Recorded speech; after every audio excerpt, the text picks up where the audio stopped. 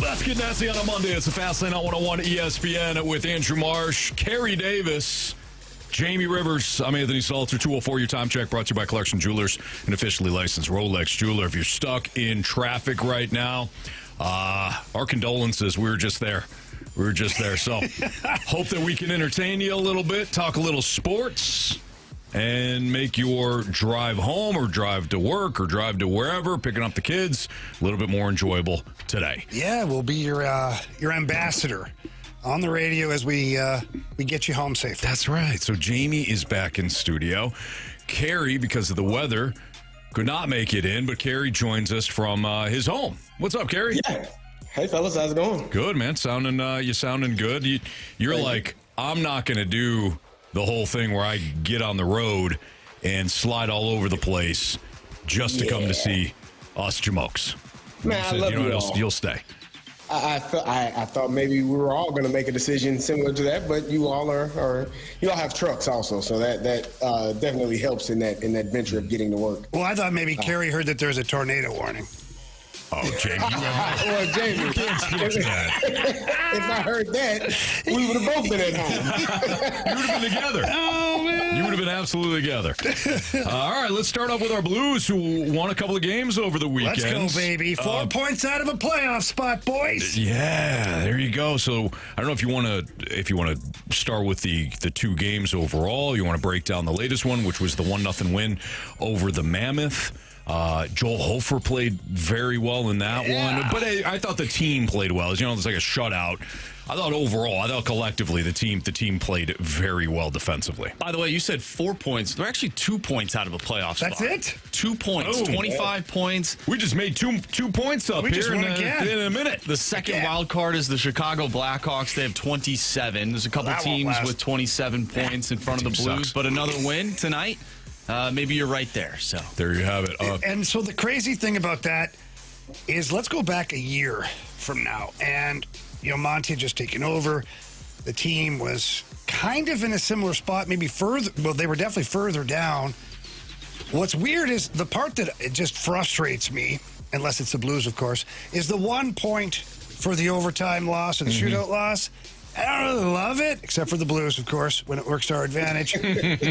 But that, because they've been lost so many games in overtime rather than regulation, they've been inchworming along in the standings. That's right. Able to either keep pace or reel in some of the other teams. And then they get the win in the island on the road trip. Then they come back here, put 2 wins together in a row, and all of a sudden you're 2 points out of a friggin' playoff spot. Yeah. Not Scott. Scott. Well, I don't know why I said that. That's okay. It's been a while. There's a Scott listening right now. You're probably talking to him. Maybe. Yeah. Who knows? No. Philip Broberg showcased his do-it-all game. The Blues 1-0 win over Utah. He created the only goal with a drop pass to Dylan Holloway, which was sweet.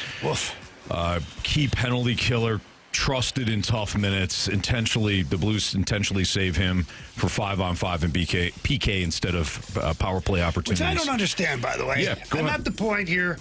I'm going to call him Monty. I probably won't, but if he's listening, he probably isn't. Either way, Philip Broberg is ready for power play time, in my opinion. He handles the puck as good as any player on the ice.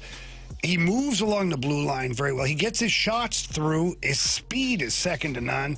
I think, now to be fair, the power play has been good for the Blues. I think they're top 10, I believe-ish, in the league, which means you're doing pretty good. You wouldn't really want to change too much.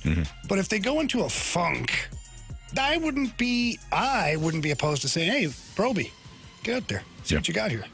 Let's see what you got, kid. Have your opportunities. Yes. Absolutely. Coach, you mentioned Montgomery. Jim Montgomery calls Philip Broberg the team's MVP through the first quarter of the season, believes his league-wide hype is suppressed only because of the team's 28th place standing. Despite the Blues' minus 23 goal differential, Broberg is a respectable -1. And I know the plus-minus is not a true metric in terms of how you're actually playing. There's some there's some things that you could be caught on the ice when a goal is scored when really you had nothing to do with it, things like that. But it does paint a picture. Getting it, Anthony. Yeah. Look at you go. It does paint a picture. What did this team do differently these past 2 games than what we've seen in the past? Play defense. Yeah. That helps. They still can't score many goals. Only one game, I believe, against the Senators. That's the one game in the last 7 or 8 that they scored more than 2 goals in a game. So goal scoring is still problematic, but goal suppression has gotten better. You look at their forecheck, you look at the neutral zone, the defensive zone has cleaned up a ton. Remember we talked about how teams are kind of just running around doing whatever they want? Yeah, they're not doing that anymore. And when everything kind of goes to pot, their goaltenders have been really good. Jordan Binnington playing 3 games now in a row where he was a difference maker. Joel Hofer gets the shutout. So defensively, the Blues have figured things out to where other teams are having a lot more difficulty scoring goals. Now you just got to create a little bit more offense. Is it as simple as the coverage has just gotten better?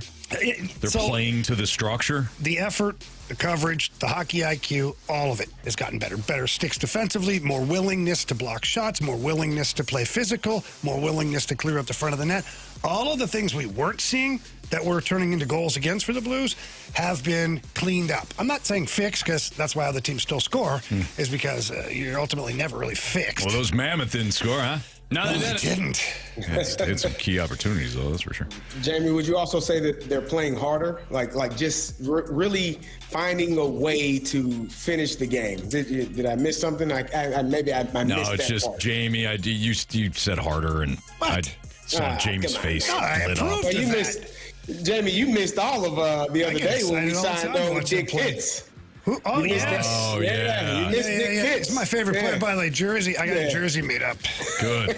Yeah. D Fitz. Nice. On the back of that. Good. Yeah, it's great. That's Just playing harder, playing with more energy, and finding a way to finish games in comparison to what they have been doing. Yeah, I think the word that the players and the coaching staff have used over the last 2-3 games is desperation. They're playing more desperate. And, that's more intense, playing harder, tougher, willingness to do things that, aren't always fun. The penalty kill has been good as well, which we know the penalty killing is not fun to do.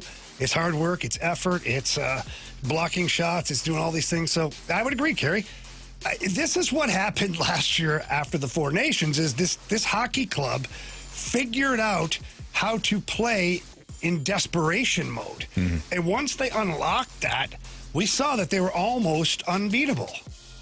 So I'm not saying that's what's happening here. I'm not saying they're going to go on a 12 or 13 game heater here right now. You're also saying they might.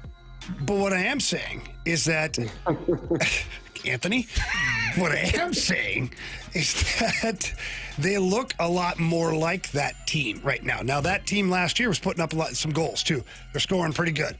You got to find that part of your game if you're the Blues.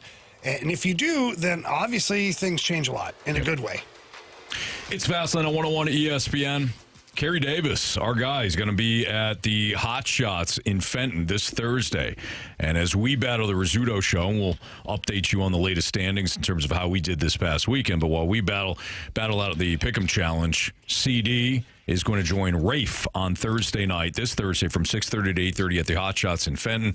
You can head out there, watch the Thursday night football matchup. You get signed up for some point 101 ESPN giveaways and enjoy a cold Bud Light again this Thursday with our guy Carey Davis and Rafe from the Rizzuto show, 6:30 to 8:30 at the Hot Shots in Fenton. It's all brought to you by Bud Light and Hot Shots. We're going to talk to Derek Stevens of Circa Sports. Yeah, baby. About some of the I'm very interested to learn some of the college football, like the conference championship matchups, maybe the potential playoff matchups and where the spread could go. A lot of NFL angles, and I'm sure, Jamie, you're going to throw some hockey at him, too. Yeah, Derek loves hockey. Derek Stevens from Circa Sports will join us next on 101 ESPN.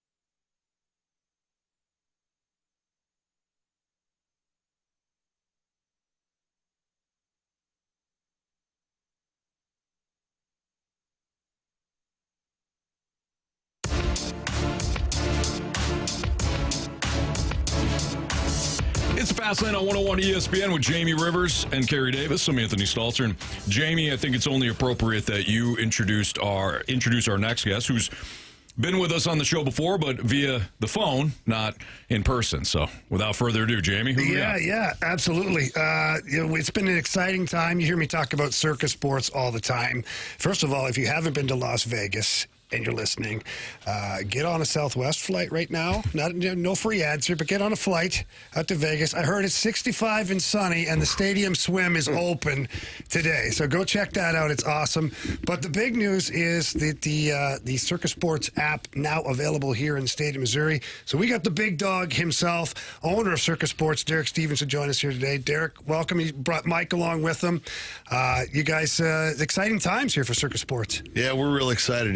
Ever since we had a chance to put our name in the ring to get a license here in Missouri, we really jumped at it. I mean, we thought Missouri set themselves up from a regulatory perspective in a manner that could be very successful long term. So Circa Sports wanted to be a part of it, and we had an opportunity to compete for that untethered license, and we were very fortunate, very honored to get one of the untethered licenses from the state. And boy, we've had this date circled on our calendar for a long time. We're launching with our brand new software, so we're excited about that. And we have our whole Circa Sports team here, and we're just fired up that today's finally here. Yeah, it's awesome. We got the whole, like you said, the whole staff and whatnot. We kind of talked about this earlier, but there's so many apps, so many options available. What separates Circa Sports from the pack? Great question. I mean, there's nine apps launching in the state of Missouri today. I would say the big thing that's different about Circa Sports is that we're pretty well known that we take big bets. We really focus in on customer service. I would say a key thing to remember is that if you start winning, we're the sports book that's not going to kick you out or limit your bets. We celebrate big bets. We celebrate players that win a lot because we like to work with players. We learn from the experiences. So we've got a lot of players that make a lot of money off us, and we really utilize it to help form the line and have an impact on where our line goes. And that's why I think Circa Sports is widely considered as the most significant or most important line out there when it comes to taking a look at what the lines are in any particular game. Derek Stevens joining us right now from Circa Sports. And Derek, I imagine that this is from now until really Super Bowl. It's a fun time of year for you guys because a lot of people are interested if they weren't paying attention throughout the college football year and you want to just kind of jump in on some of the conference championship games. Well, they're this weekend. Outside of Ohio State and Indiana, is there a game that you're kind of circling as one that you're going to get a lot of action on? Well, I think certainly this year's Big Ten championship game has all the storylines that you want. You've got a team that's undefeated in Indiana.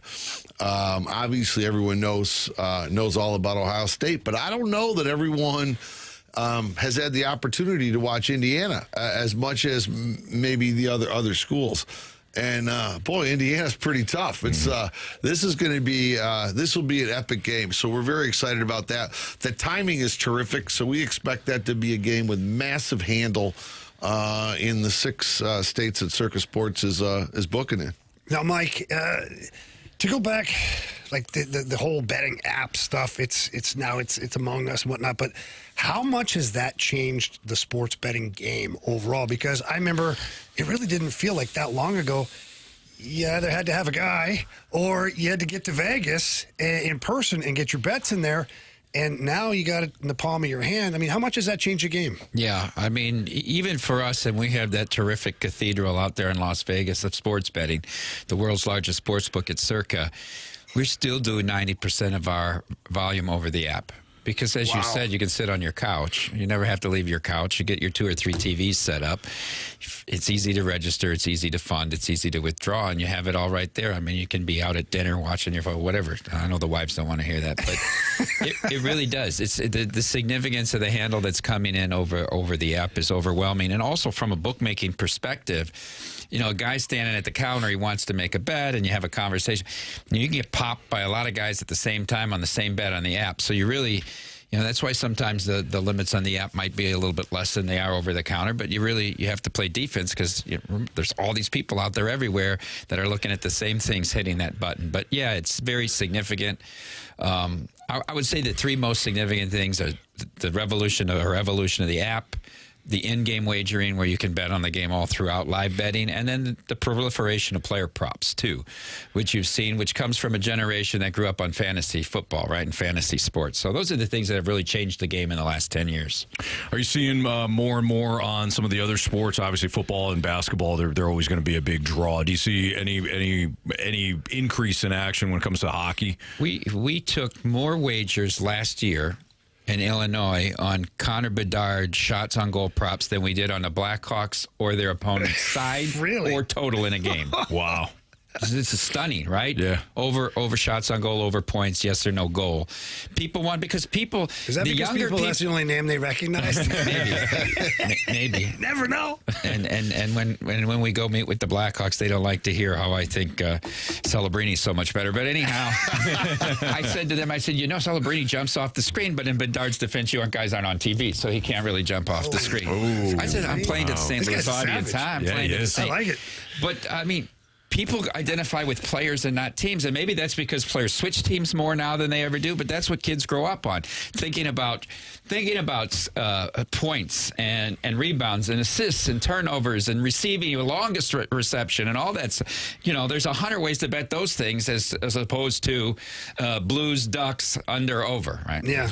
I mean, I think today when we've seen, now we've been in business here in Missouri for a total of 14 hours. So we were sitting around watching the clock strike 12 yesterday and start waiting for the bets to come in, and they've been flowing ever since then. Obviously, the Blues game tonight is the first professional game in Missouri since this became legal. So what we've seen tonight, very popular. Dylan Holloway, over 1.5 shots on goal tonight. So if he gets a second shot on goal, you will hear a roar inside the arena for sure. We're gonna see will there be a goal in the first 10 minutes? That's always a very popular play. And then we also had Cam Fowler over shots on goal, and he was a 1.5 as well. So those were two popular plays that we've seen come across the ticker here in the last 14 hours. You know, it's funny you said that, because now I'm going to be paying attention more at the stadium now. If a certain player hits the over, like what section of people are cheering louder than other sections? The loudest cheers you get at T-Mobile Arena in Las Vegas are when the Knights score an empty net goal to cover the puck line. Because everybody bets them on the puck line, and it go crazy to get the empty netter. So, Anthony, our guy Mike here, you're going to love him, because Anthony has a very special spot for people we call psychopaths. Oh, yeah. I use it as an endearing term. Our guy Mike here loves to bet the unders. Anthony, he loves no goals. Wow. Okay.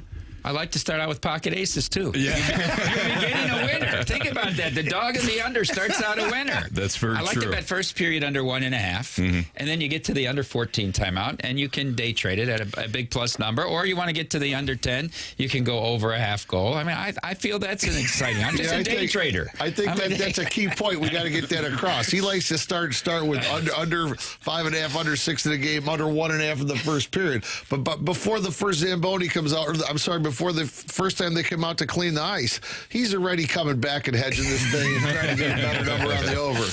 That's why it's important to have a couple different apps on your phone so you can get a good number, because if you start doing that, you got to be buying into good numbers. Yeah.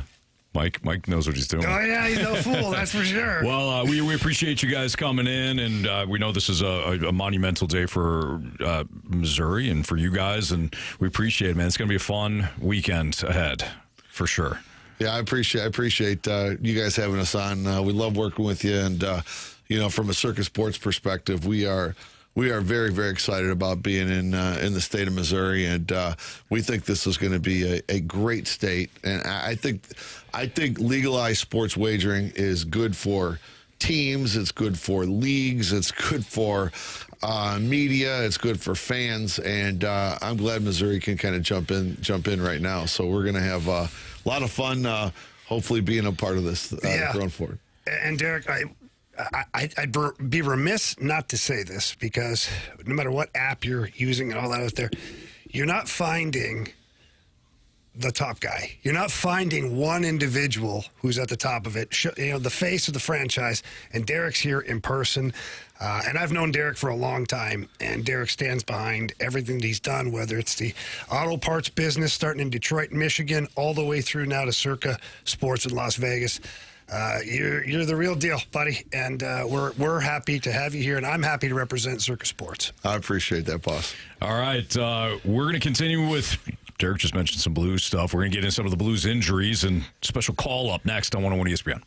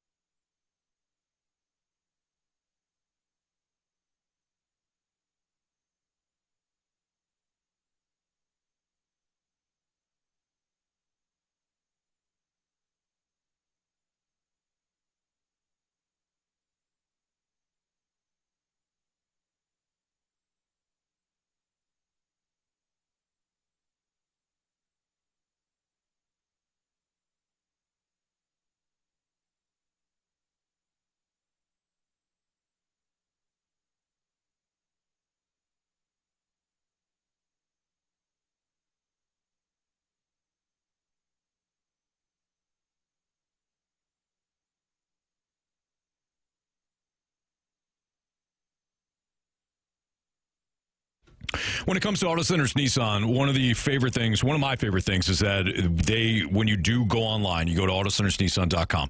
They've got over 1,000 vehicles all in one location, right out in Herculaneum, minutes from South County.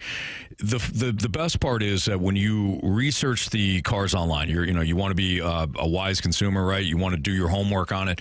You also want to test drive the same vehicles that you're looking at online. Well, that's where Auto Centers Nissan makes it easy. When you go online and you look at the cars, trucks, SUVs that you want to look at, right, whether it's a new Nissan or a pre-owned vehicle, and they got different makes and models for pre-owned. When you head out to Herculaneum, you go to the dealership, you'll actually be able to test drive that vehicle. It's not like at other spots where you go and you say, hey, I want to drive, test drive the, new Nissan Altima, right, or a new Nissan Pathfinder. This specific one online. Well, that one's at a different location. You're going to have to drive 10 miles up the road or, 50 miles up the road, or we'll get that vehicle for you. But here's a different vehicle that you can test drive. It's similar. That's annoying to me. At Auto Centers Nissan, they make it easy. The car buying process is is a lot of fun. They do a great job, too, give you a little peace of mind. They give you a 30-day return promise within 30 days. If you're not completely sold on the vehicle, bring it back, they'll refund your money. Also, we have a lifetime warranty on brand new Nissans. They do an excellent job. The service department's great at Auto Centers Nissan. You'll love the car buying experience. So head out there, tell them Stalter sent you. It's Auto Centers Nissan in Herculaneum.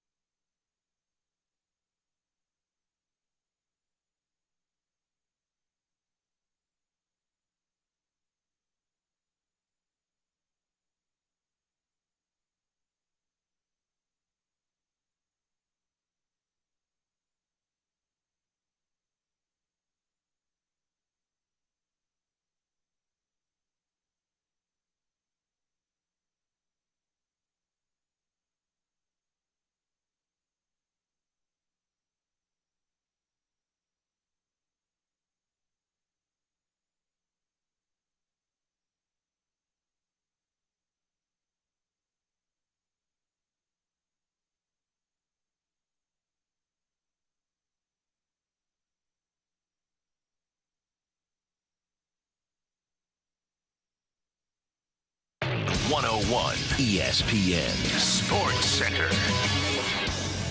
I'm Andrew Marsh. It's time for a Sports Center update driven by Johnny Londoff Chevrolet and Johnny Londoff Autoplex. The Blues picked up two wins over the weekend, and they're back in action tonight, taking on the Anaheim Ducks. Pregame starts at 6. Puck drop is at 7. We'll talk with our Blues insider with The Athletic, Jeremy Rutherford, at 3:15.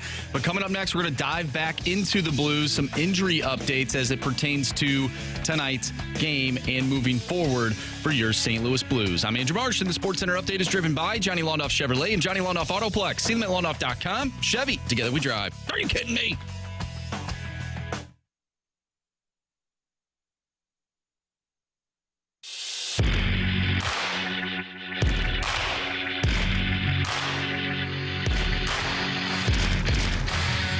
The exact timeline of, when it led to surgery, I don't have the exact timeline. I know he was playing with pain Saturday night. I think that's when it most likely occurred. And then he's going to have surgery tomorrow. So that was Jim Montgomery talking about Jimmy Snuggerud. It's an unfortunate deal. So the forward will have to undergo surgery on his left wrist.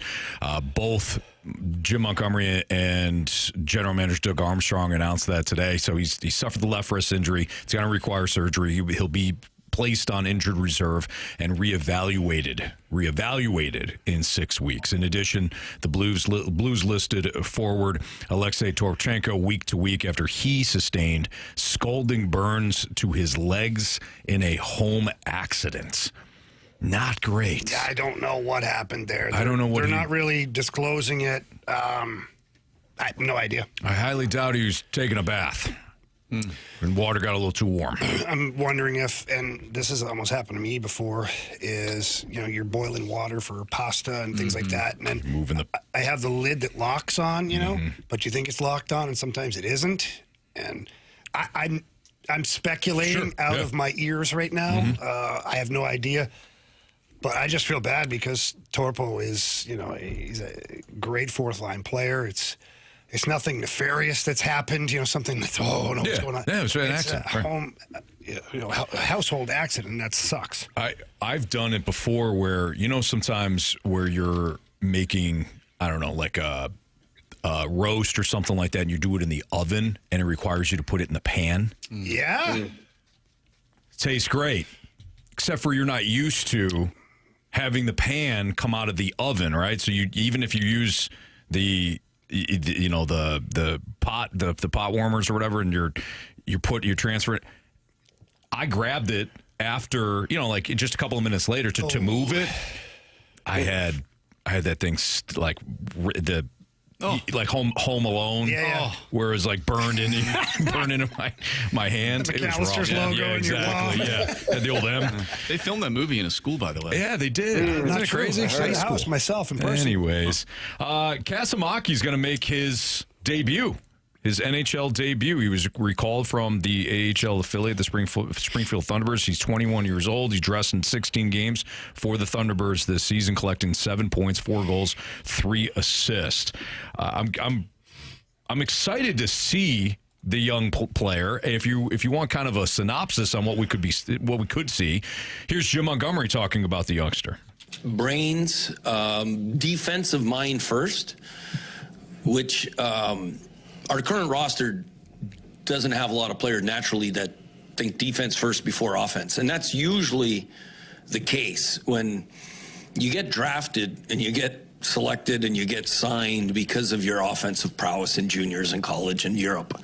And then you usually learn the defensive side. But some guys are just naturally, Patrice Bergeron naturally never cheated the game. Kaskimaki never cheats the game, and when they're really that responsible defensively, their sticks are always in the right place. They seem to always be in position to squash plays because of their defensive brain, hockey sense. Jamie, when you're looking at let's start off with the loss of Snuggerud first, Snuggerud and Toropchenko. Mm-hmm. Let's talk about those two losses, the impact, and then I think when it comes to any young player, especially one making his debut, you really can't ask for much. You just play your game. Do what you can. I imagine that his head's going to be spinning out there because of the speed alone is going to throw him off. But when it comes to losing Snuggy and Toropchenko, what's the biggest impact? Well, look, they both do. They play very different roles on this team. Toropchenko is part of your identity / energy line. You're not getting a lot of, dynamic finesse out of Alexei Toropchenko. He's 6'6", skates really fast, and likes to run into people and block shots.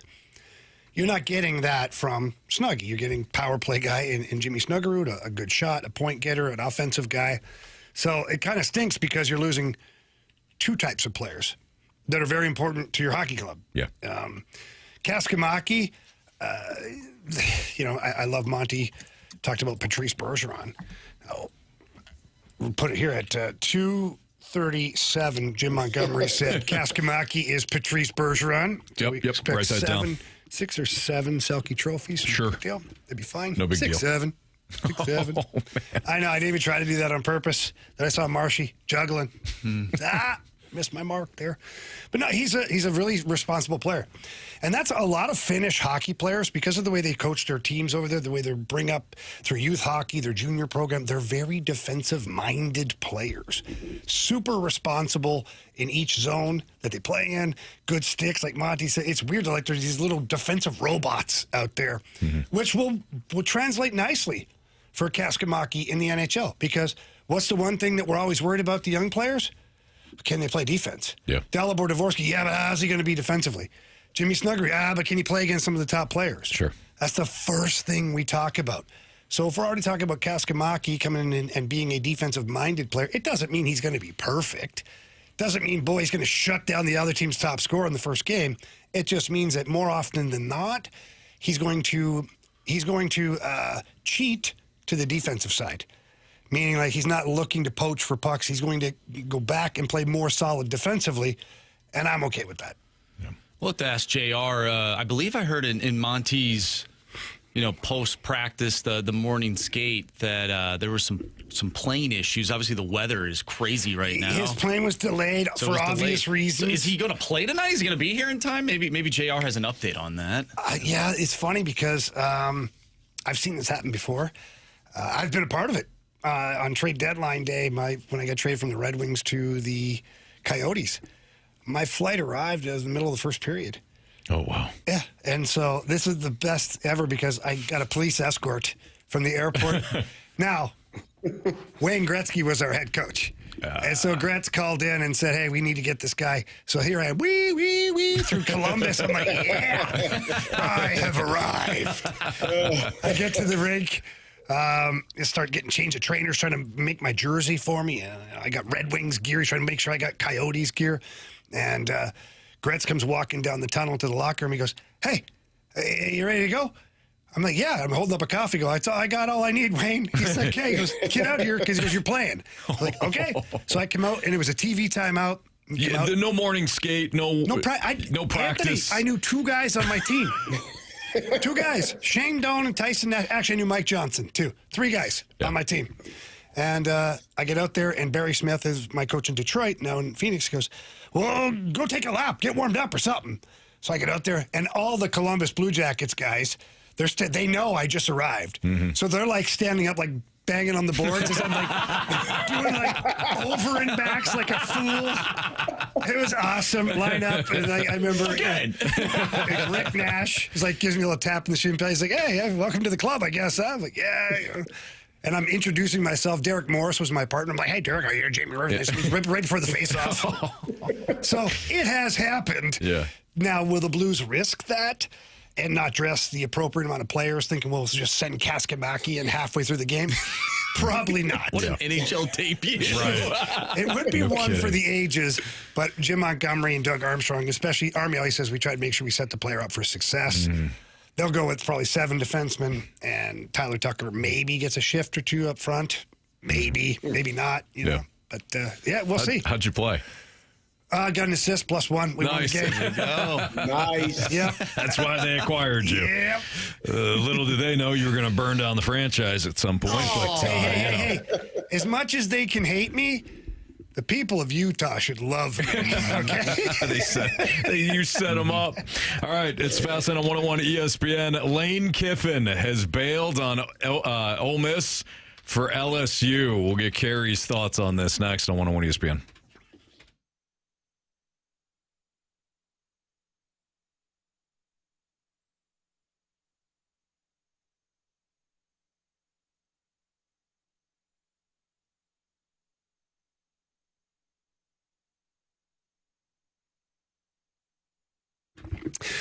If you're investing your money, the last thing you want to be is stressed out. I don't know about you guys, but I do have some money out there in the stock market. And in the mornings, I get up and I don't know what kind of mood I'm going to be in, whether it's a great day or a bad day. And that causes a stress that I don't need. So I talked to my good buddy, Chris Bronner.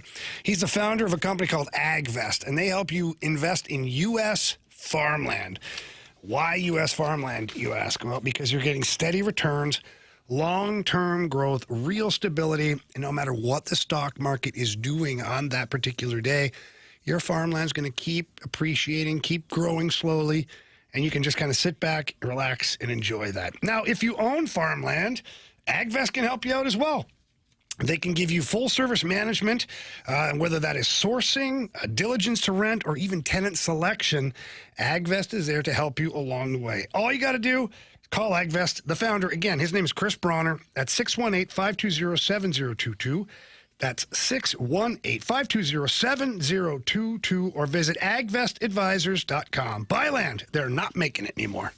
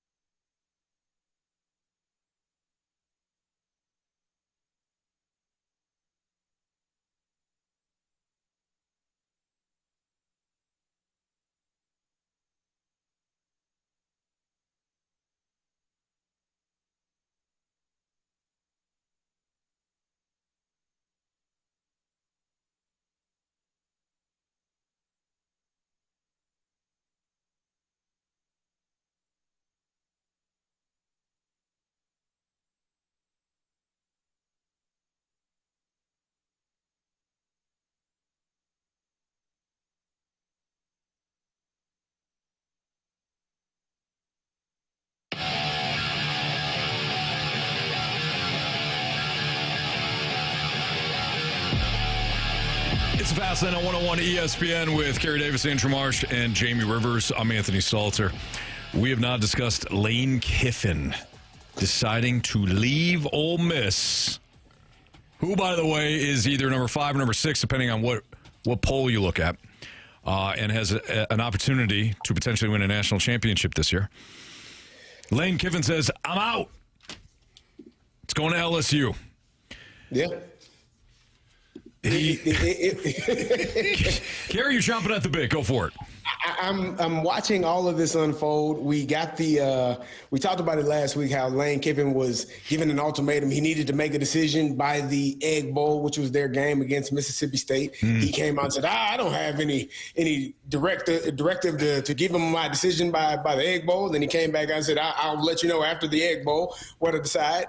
And I felt like it was trending in this direction the entire time because we talked about this the last couple of weeks. When you're looking at schools and you're looking at, and you can say, NIL is the same everywhere, but the lure and prestige of certain universities over others will always weigh into the factor of whether or not a kid wants to come there. And when you're looking at LSU versus Ole Miss, I was laughing with some of my friends who are huge SEC guys, and I'm like, I hope this decision by Lane Kiffin helps you understand that it's really just 3 schools. It's Alabama, it's LSU, and it's Georgia.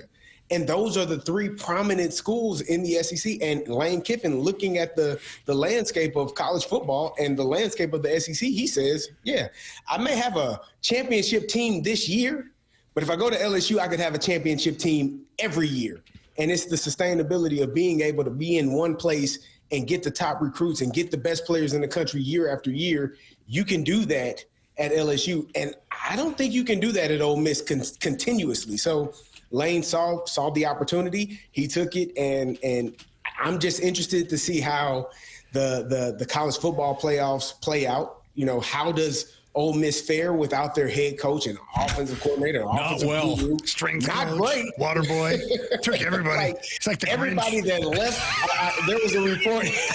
There was a report that Lane told the assistants, "Hey, if you're not on the plane by this time, you ain't gonna have a spot with you. So you better make a decision." And I mean, by 2:30 today, like you got 10 minutes to make a life decision, and some of those guys had to hop on a plane. So it's just going to be intriguing to watch how college football unfolds this offseason, this playoff season, and then into next season, how LSU looks in comparison to Ole Miss. So I've got a couple things. One, we have some of our listeners who are super creative.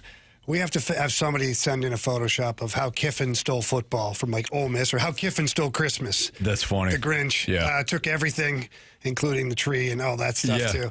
But I think everybody's, in my opinion, I shouldn't say everybody, I'm generalizing. In my opinion, the one thing that's getting overlooked right now is this is not Ole Miss's fault. It's not LSU's fault. It's not even Lane Kiffin's fault. This is the NCAA's fault. The rules that they have in place allow this crap to happen. If they had stricter guidelines that said, you cannot talk, negotiate, none of that stuff until we're done with the national championship game. Just like the NFL, like I know some guys leave. It's weird how some of the things are set up, But make it so it's not like this. Change your association by changing the rules back. Like I think it was Rick Pitino was on ESPN this morning. He said the same thing. He goes, can you imagine coaching a top 10 basketball team in the nation, and when the month of March comes, you can't coach your team anymore because you took a better deal somewhere else. Right. The calendar doesn't work out. Doesn't work out. He said NCAA football has to fix itself that way. Because Lane Kiffin, from what I understand, and now you have 1,000,007 different reports out there, from what I understand, Lane Kiffin really didn't want to make a decision until Ole Miss's season was over. He wanted to drag this out. He told LSU, hey, look, we're going to do a deal, but I don't want to do a deal or announce it until we're done over here at Ole Miss. And then he told Ole Miss, I am leaving, but I want to finish out this school year with, and some people, that's crazy. It's selfish, isn't that? there is somewhere hidden in there, there's some integrity. There's a smidge of integrity on that one. Or whether he just wanted to stay in the locker room and keep poaching players, I don't know. Okay, I don't know. He tried to steal the staff. He stole most of the staff. Yeah, he tried to take the printer, too, from the office. It was really weird. But, again, my overall thought is that, like the NCAA football, that they have created this monster because it's not just Lane Kiffin. He's just the biggest name that got drugged through this whole process. It was always going to end this way. It was. It was always going to end this way. Carey, I mean, you know, we all know the history of Lane Kiffin. He arrived in Oxford. Yeah. I come to Carey. We know that this was going to end this way. At Lane? I'm not mad. I'm not. We just know. I don't blame him. Raiders. Goes to the Raiders, 07-08, fired after clashing with Al Davis, who called him a flat-out liar. Tennessee, one season, 2009, left after one season, causing campus revolt and accusations of unethical recruiting behavior. Goes to USC, 2010 to 2013, fired 5 games into the 2013 season, literally left behind at the airport. You are not somebody that people like if they're saying, you know what, you stay here, we're going to go. Like, all of us are going to go. You're going to stay here at the airport. Alabama OC stint revived his career. Saban dismissed him before the national championship game because he was worried about because Lane wanted to coach FAU's bowl game. So this is the pattern of behavior. Florida, he goes to Florida Atlantic, his only clean exit. The rules have allowed him to do some of this crap. Jamie, I'm not fighting against that whatsoever. I'm just saying this was always the destiny here. This was going to happen. Now, I can only speak what I would do. What I would do is I would try to do something that hasn't happened at Ole Miss in a very long time. I would try to win at Ole Miss. I wouldn't want to try to ride the coattails of Nick. Like not in the modern era. I don't know. Have they ever won a national championship? I don't know if Archie Manning won some sort of like mythical college football bowl title. I don't know. Their best season in 60 years. They've never won 11 games. I know that. Yeah. And part of that's because obviously you haven't played 11 all the time. But bottom line is, what I would try to do, I'm just talking about me. I'm not even saying like Ole Miss, Lane Kiffin's a scumbag for leaving and all that stuff. I think he is. He left these kids who fought hard for him. But here's the bottom line. Fight hard for him at LSU too. Some of them will. If I'm Lane Kiffin, I don't want to try to do something that Nick Saban already did and Ed Orgeron already did. I would try to do something that has not happened before. Yeah. Win a title at Ole Miss. And Carey, I know what you're saying about LSU. I realize the recruiting and all that stuff. NIL has evened the playing field a lot more. I'm not saying it's 50-50, but I'm saying it's evened the playing field a lot more. And Ole Miss has got deep pockets. So if I'm Lane Kiffin, I'm staying there. I'm winning it. I'm trying to win a title at Ole Miss, something that somebody hasn't done before, and I can do so because I got the NIL. And be the next Alabama, LSU, exactly. Georgia, because Alabama ain't gonna happen before Nick Saban came. And that period. Hold on, Marsh, bring up a good point here. Between Nick Saban and what, Bear Bryant? Yes. Alabama was terrible. Terrible. Like, and Nick Saban revived it. What are we doing? You have a chance to win the national championship this year. Here's another thing. He's never won. Very, very true. What's confusing to me is finding out little tidbits. And again, you have to really be careful of what you think is true or false in these situations. But I heard that he was basically, Ole Miss offered the exact same amount of money to Lane Kiffin to stay, and that they were going to try and match the exact same amount of NIL money going into the program as LSU. And then, you know, somebody, I forget who it was, one of the college football guys, have so many people on ESPN. He said, yeah, but there's something LSU can provide that Ole Miss can't. Everybody kind of paused and looked. He said, 40,000 extra people in the stands every weekend to watch Lane Kiffin. He goes, that's important to Lane Kiffin. That's a good point. See, I don't think it's just I that. don't know, Yes, the stadium may hold more, but if I'm offering you the same amount of money for 2 different companies, and you're looking at the history of one company in comparison to the other, you're probably going to go with the company that has better prestige, that has been around longer, that has had more success. You're looking at the other one as this could be a great opportunity to build something, but a lot of people want to go places where it's already built. They can be a part of something and add more to what's Kevin already Durant. there. And I think, there you go. But no, I think there's something about LSU. Again, the 3 schools in the SEC: Alabama, LSU, Georgia. Those are the mainstays. And Alabama, yeah, Bear Bryant did a wonderful job. But they also won in '92, and I can't remember who the head coach was then. Gene Stallings. They also won in '92, so they weren't like just completely off the map for 40 years, 30 years. They still had some success. LSU is going to have and going to provide more of an opportunity, and you're going to get more of those kids. It's just it's what these young players do. You're comparing A.J. Brown to Jamar Chase. You're comparing DK Metcalf to Justin Jefferson. You're comparing Joe Burrow to Eli Manning. In all 3 of those instances, you're probably going to go with the 3 guys from LSU if those are the positions that you play. So when you're looking at it as a young player, and Lane Kiffin, for as crazy as he may be, and how much people may despise him and hate him, he gave Ole Miss 6 good years and put them in a position this year to be in the national championship conversation. It's not like those instances before where he picked up and left after a year, after 2 years, just, I got to go get the hell out of here. He did give them a lot of time. And I don't know if I agree with him being able to coach the game. I mean, if you want to leave, brother, leave. And I think that's what the AD and what everyone was saying. If you're going to leave, you need to go ahead and leave now, because we know you're going to be trying to poach some of these players. Right. You're already poaching these coaches. You can't stay You're here. going to be left. You cannot be a part of this. Don't have to go home, but you can't stay here. Exactly. You got to get the hell out of here, man. Yeah. You're going to LSU. You're not going to the NFL. You're going to LSU, one of our biggest rivals. You gotta, in the Go conference. chase yourself. In the conference. In the we'll conference. be playing you year after year. See you, bye. Gotta go. Yes. So I don't have a problem with anything that anyone did in this instance. Lane did what he felt was best for his future and his career. The AD and the people at Ole Miss felt like they did what's best for their future and their careers. And, now the players got to make a decision. Are you going to do your best to try to win a championship? And if you win a championship, you can shove it right at Lane and say to hell with you, but you still got some work to do. I don't have a problem with what anyone did in this situation at all. Over under, how many Ole Miss players are at LSU next year? I'll do 5.5. I don't know. As a player, this would rub me the wrong way. Unless you're you love failing the on this coach. team.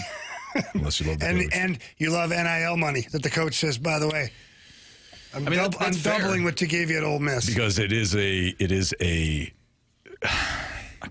self-absorbed decision, Yep. and these players will also make self-absorbed decisions. And if you don't think Lane Kiffin has told the AD and the governor of the state, by the way, I'm going to need as much money as possible because I want to put a winner on the table immediately. he better win. That's what I'm saying. He better win He a had better title. job security with Ole Miss.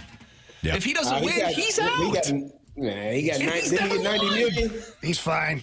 Yeah, I think he's good. He's gonna be like Brian Kelly, eating bonbons, collecting $50 million on the couch. Talking about family. Number one evil. My family.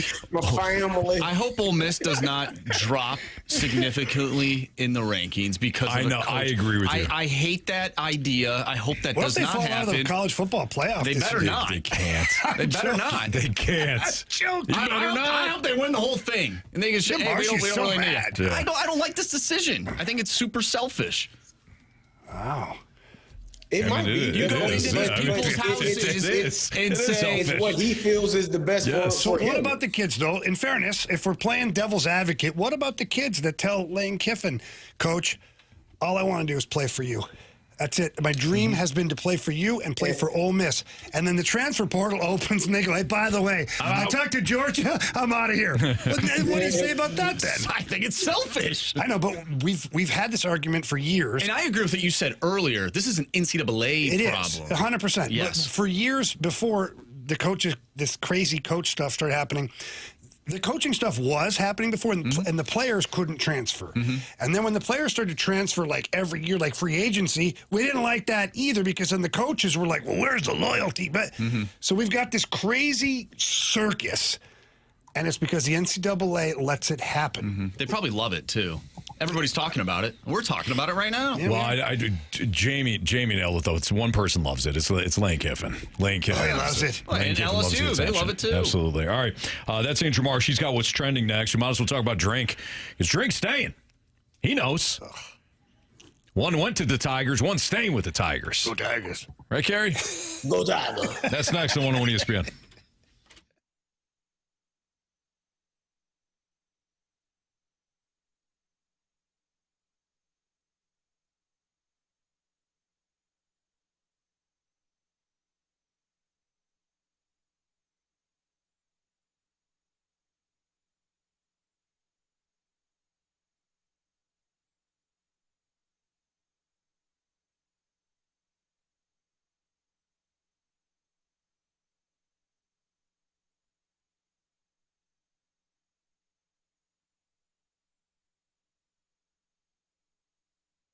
Missouri, it's happening. FanDuel Sportsbook is live and ready to roll in the Show Me State, and they're celebrating with a little something for everyone all this week.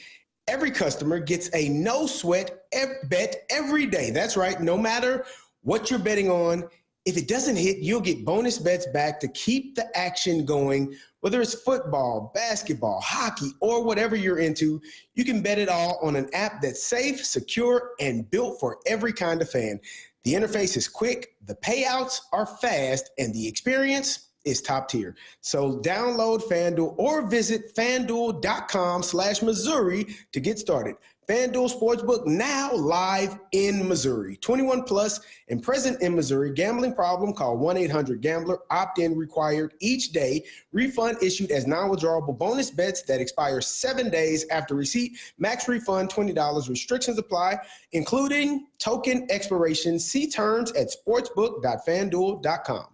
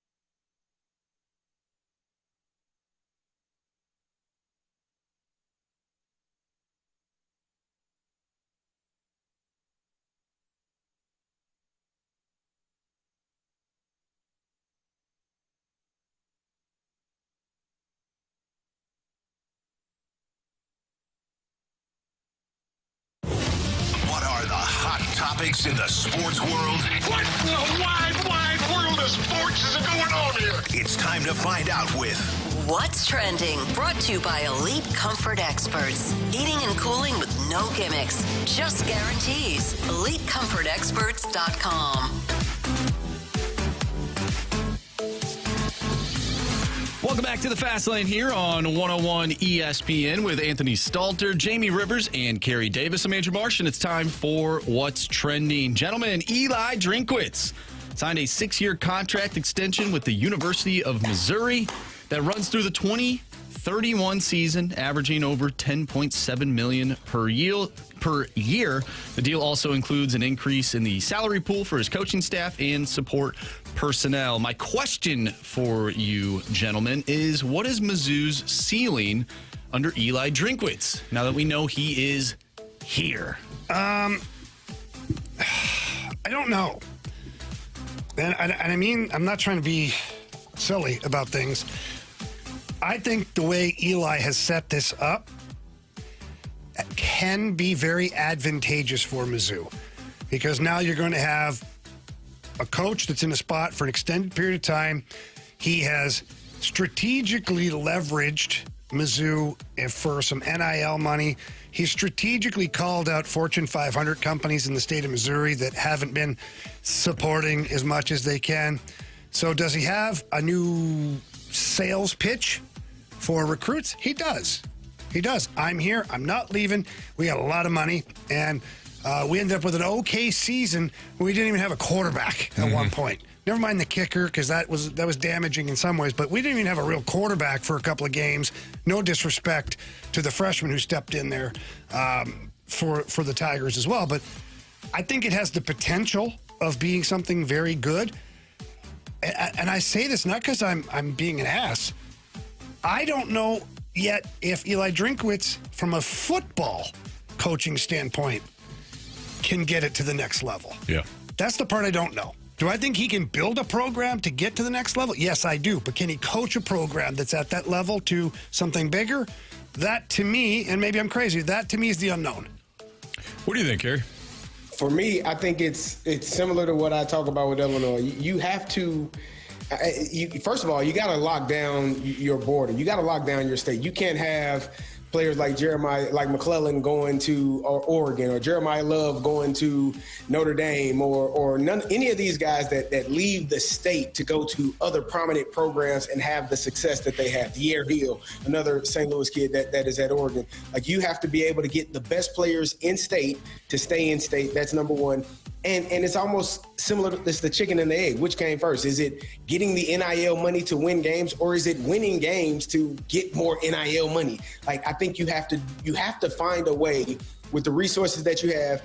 If you're not able to pay players the same amount that LSU or Alabama or Michigan or Oregon or Ohio State is, you have to get the best players, and you have to develop them to become the best players for your team, and find a way to be in that 10-win, 11-win college football playoff conversation year after year after year. And then people start looking at your program and saying, oh, I can win a national championship at Missouri. Because, again, it goes back to what young players are looking at. They're looking at money, finances. If it's all equal, well, I'm going to go where I know I can probably win a national championship and get my name out there even more. And if you don't have as many options as those guys, then you do what I did, and you go to Illinois so you can play against Michigan and Ohio State and beat the hell out of those guys. Whoa. What happened with Michigan? I didn't make a visit. I didn't make a trip there, man. At least you called. I got stuck. I didn't call either. At least you wrote a letter, though. And I didn't. They stopped writing me letters, though, Jamie. I can tell you that. Can't imagine why, buddy. But yeah, it's finding a way, and I think Drink has done a really good job. A couple of back-to-back 10-win seasons, you're going to fall short of that this year because you don't have an opportunity. You don't have enough games left to get to 10 wins. But you're 2 years in a row where you're winning 10 games, opportunity to win 9 games this year. Like, you've done a fantastic job, but the job is not done. Right. And being set in a place for an extended period of time is not going to be enough for a player or a young player to want to come play for you. It's about charisma. It's about character. It's about how people feel about your offense that you're running, how they feel about the defense that you're running, and how well will you be able to get me to the next level to be in the NFL? How much money can I make now, but how well will you coach me up to get the best out of me to be able to play at the next level? Because that should be the ultimate goal for a lot of these players. Real quick, because we were going to get to Jeremy Rutherford, our Blues insider. I think it's a really smart move by Drink. I think it's a great situation for him. I'm not saying he couldn't succeed elsewhere, but I do think that this is a perfect spot. He goes to Penn State. I mean, immediately they're going to be asking the same questions about, can you win the big one? What have you done? All that stuff. It will be a pressure cooker situation. Same thing in Florida. I'm not saying there's no pressure at Mizzou, but it's different. And I think that for Drink, it's a perfect fit. So smart of Mizzou to do what they had to do to keep him. Smart of him to stay and continue what he's building. Mizzou's better off today than they would have been had he left, because I don't know who you're getting, especially in this climate, where a lot of big teams, a lot of big programs are obviously in search of head coaches. We're going to talk to Jeremy Rutherford about the injuries that are piling up for the Blues, but also discuss some important wins over the weekend. Jeremy Rutherford next on 101 ESPN.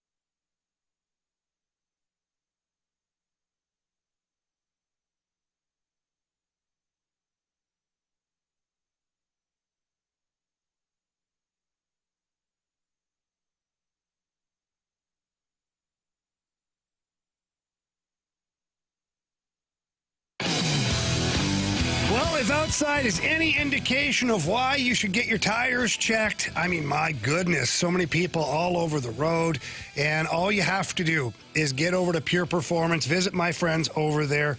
They will take a look at your tires for you, check the tread, make sure that you're safe for driving.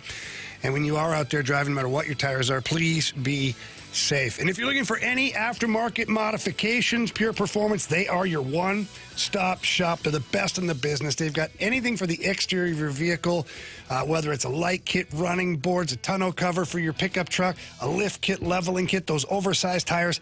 They're going to make your truck, your car, your SUV look incredible. But they also have performance chips for some of those high-performance cars that want a little computer chip. Boom, they got you covered there, too. So please check out their 25,000-square-foot facility right there in St. Peter's off of Cave Springs Boulevard. When you get inside, though, please ask for Shelby or Paul. Tell them Jamie Rivers sent you in there. They're going to take great care of you. They're going to maximize your budget and absolutely make your vehicle look incredible. And all you have to do is get in there and see them. If not, at least get there online. Visit them at pureperformance.com. That's pure, P-U-R, performance.com.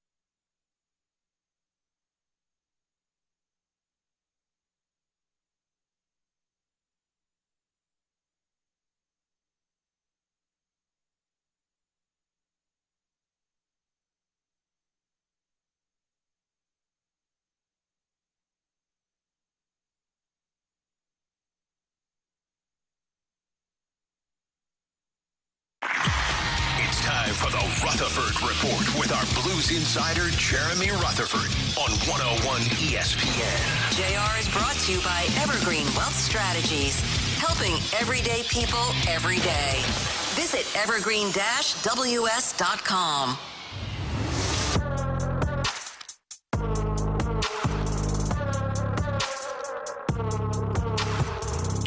Our guy Jeremy Rutherford is on the Callier and Thompson phone line right now, covering the Blues for The Athletic. JR, how are you?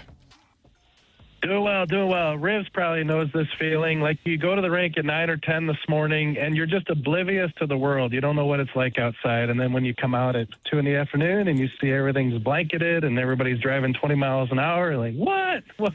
I should have left earlier. JR, that has happened to me. It was 1994. I was leaving Pops, and I was oblivious to the world for several hours. And when I opened up the doors, the sun was shining, and I was almost late for practice. So, yeah. I don't know if JR's talking about I that. think that's a little different. Yeah, It's different? But, yeah. Oh, maybe I misheard something. Never been there. Never heard of that place. Yeah, you're right. They know you by name. JR, look, a lot of things going on with the Blues here today. Jimmy Snuggerud now apparently has a wrist injury that he's going to need surgery for.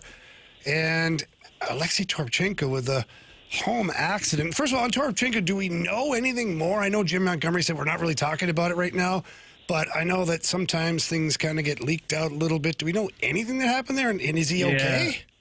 Unfortunately, nothing yet. And we did ask Jim Montgomery, and he said no details are going to be provided by the team. So, yeah, just got word on that this morning. So, yeah, stuff does leak out at some point, but at this point, nothing on that. And then with Snuggerud, he did play and finished the game the other night, and Jim Montgomery said he was aggravated by the left wrist. They took a look at it and decided on surgery. So it's a double whammy for the Blues. They're losing 2 top 12 guys, and Snuggerud, I mentioned earlier on social media, no points in his last 8, 1 goal, 3 points in his last 15 games. But beyond his production, the little things that he does, he's still a presence in that top 6. So it's going to be hard to fill his void.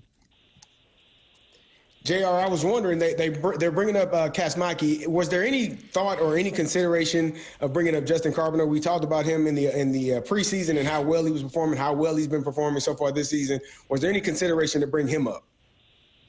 Yeah, it would be ideal if you could call up a Carbonneau, but because of the way the rules are written with junior hockey players, once you send them back, then they have to stay with their junior team the entire season. So while he's had a great year for his junior team, last time I checked, he was 18 goals in 18 games, so he was a goal-a-game guy. And it looks like he could be on Team Canada's World Junior roster, so that's going to be a big deal for him and the Blues. But they just can't touch him because of the rules until the end of that junior season. So they're going to bring up Alex Santeri Kaskimaki. Try saying that name, guys, and on the radio. And he's a 2022 third-round draft pick, number 72 overall. And the first word out of Jim Montgomery's mouth when we asked about Kaskimaki today, he said brains. And he said he's also a defense-first guy. So 4 goals in Springfield, a little bit of upside. Scott Wheeler, who covers the prospects for us at The Athletic, has a nice little synopsis of Kaskimaki. If you want to hear more about him, that's up at The Athletic right now. JR, I know that you also wrote about Philip Broberg, who Jim Montgomery noted has been the Blues MVP through the quarter mark. When you wrote that piece, what did you want to highlight and what did you discover? Just that he does everything. And, guys, I mean, we already know that he's going to be an expensive contract for the Blues. Like, months ago, people were saying 8 times 8. Like, it could be more than that now. This guy is logging 24.5 minutes a game in the last 16 games, and he creates the play that leads to the only goal the other night in the 1-0 game against Utah, the drop back pass to Holloway scores. But then also I did the math on the 5-minute major that the Blues killed. 5 minutes, the most important part of the game, killing off that 5-minute major, and Broberg was on for 3 of the 5 minutes on the penalty kill. So he's a top pair guy, logging 24.5 minutes a game, who can contribute offensively and defensively. Like, seriously, 8 times 9. I mean, is that even going to get it done? So I think he's been the Blues MVP this season. Yeah, no doubt. I mean, the funny thing is, too, JR, it's only he's going into a quarter mark here of his 2nd full NHL season, and I mean, he looks like he could log 30 minutes a game out there just because of how well he skates and just how economic he is within the game. 8 times 9 might even be low. They might have to get to, at some point in his contract, I think you'll see a double digit in there, whether it's, 4 years at $9 million, 4 years at $10 million. He's a unique player that's going to he's going to garnish top of the line money. Funny. He for sure is. It's funny, Riv, as Jim Montgomery, when he was talking about him a couple days ago, he said if there's one thing that maybe you want to be different with Broberg, it says maybe it's the shifts are too long. And so I looked it up. I think it's in these last 16 games, the shift length has gone up to about 50, 52, somewhere in there.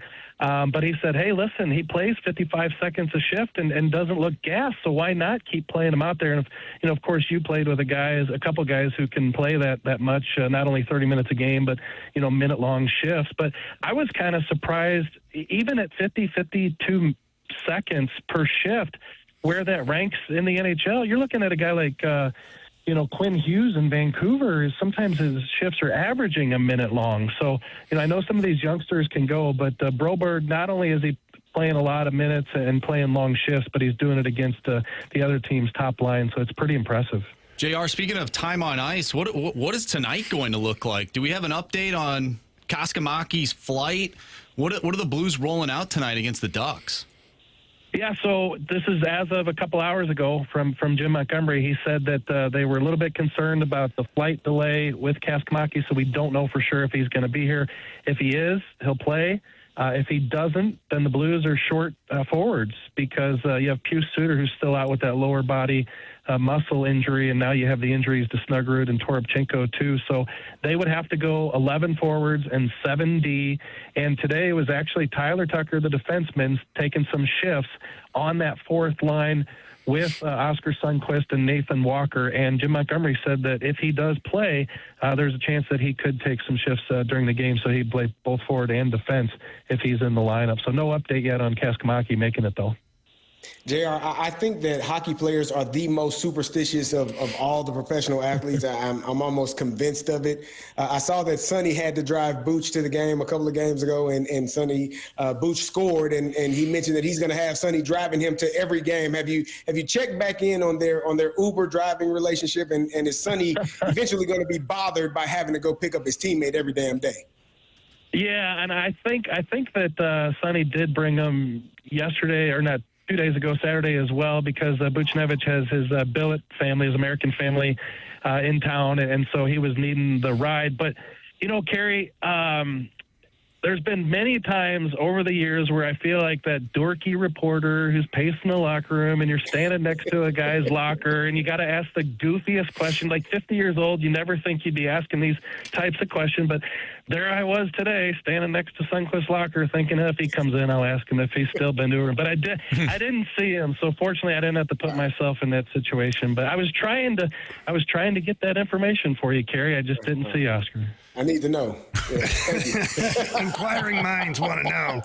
Hey, JR, the last one here from me today is, you were on a big part of that road trip, the New York, the whole thing there. We were there together for quite a while. Come back here. They got a couple of games here at home. What's something that you've seen from this team that is trending in the right direction? Yeah, I think, and gosh, I always preface this by saying not to be cliche, but I think they're playing together, and I think some of those top guys are taking ownership, and I don't think we've seen that a lot this year. So in that Ottawa win, I think that that second intermission, they came out, and a couple of the guys said, hey, we're gonna go out and try to win this game for us. And, you're talking about a Buchnevich who comes up with a big goal from Shen, and you're talking about Jordan Kyrou. The Blues have needed that from their top guys to come through in crunch time. They've not done that. They did it in that game. But also, Riv, it wasn't just those top guys. It was all four lines in that game. And I think this past game, 1-0, and you're having guys, Oscar Sundqvist taking a stick to the face, and Philip Broberg blocking 2 shots during the 5-minute penalty kill. Yes, those things have been happening this year, but not to that degree where it was visible that every guy out there was doing everything they could to, change the outcome of some of these games. So I talked to Jake Neighbors a little bit today, and he said it's just so, there's so much positive reinforcement when you come out of those close games with a W. And he said that if a couple of those overtime games had gone the other way, maybe that feeling would have started setting in a little bit sooner. But that feeling's here. They're going to go for the first 3-game winning streak of the season tonight. And to answer your question, I really do think that there's more of a togetherness these past few games, a willingness to do whatever it takes than we've seen this season. You can follow Jeremy Rutherford online at JP Rutherford on X. Check out his great work at The Athletic. JR, always love having you on the show, man. We'll talk to you again soon. Yep, sounds good. Thanks, guys. All right. Jamie Rutherford, our Blues Insider here on 101 ESPN. We got to get to our Pick'em recap. We'll tell you how we did in the NFL Pick'em and parcel some of the action that we saw over the weekend next on 101 ESPN.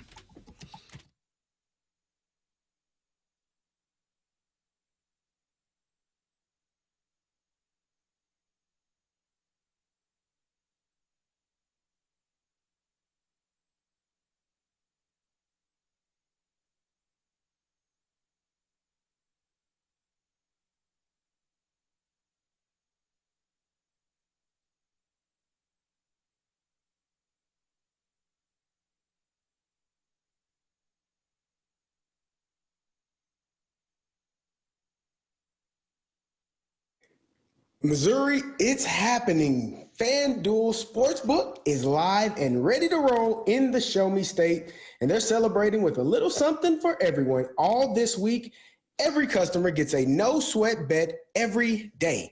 That's right. No matter what you're betting on, if it doesn't hit, you'll get bonus bets back to keep the action going. Whether it's football, basketball, hockey, or whatever you're into, you can bet on it all on an app that's safe, secure, and built for every kind of fan. The interface is quick, the payouts are fast, and the experience is top tier. So download FanDuel or visit FanDuel.com/Missouri to get started. FanDuel Sportsbook now live in Missouri. 21 plus and present in Missouri. Gambling problem? Call 1-800-GAMBLER. Opt-in required each day. Refund issued as a non-withdrawable bonus bets that expire 7 days after receipt. Max refund $20. Restrictions apply, including token expiration. See terms at sportsbook.fanduel.com.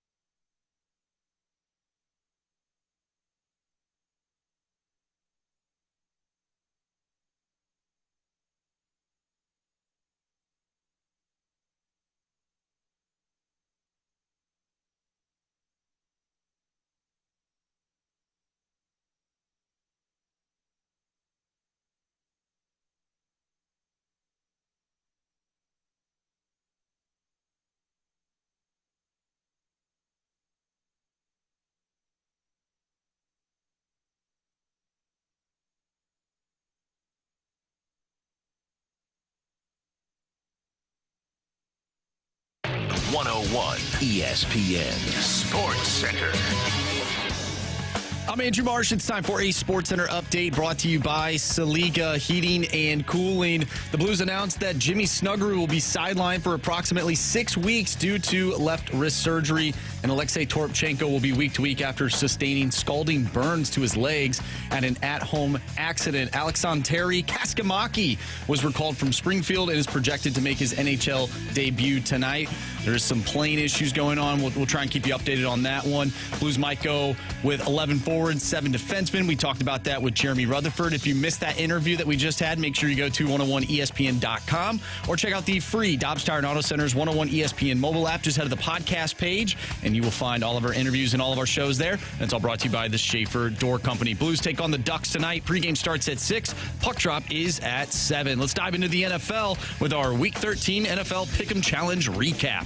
I'm Andrew Marsh, and the Sports Center update is brought to you by Saliga Heating and Cooling, a Daikin heating and air conditioning dealer.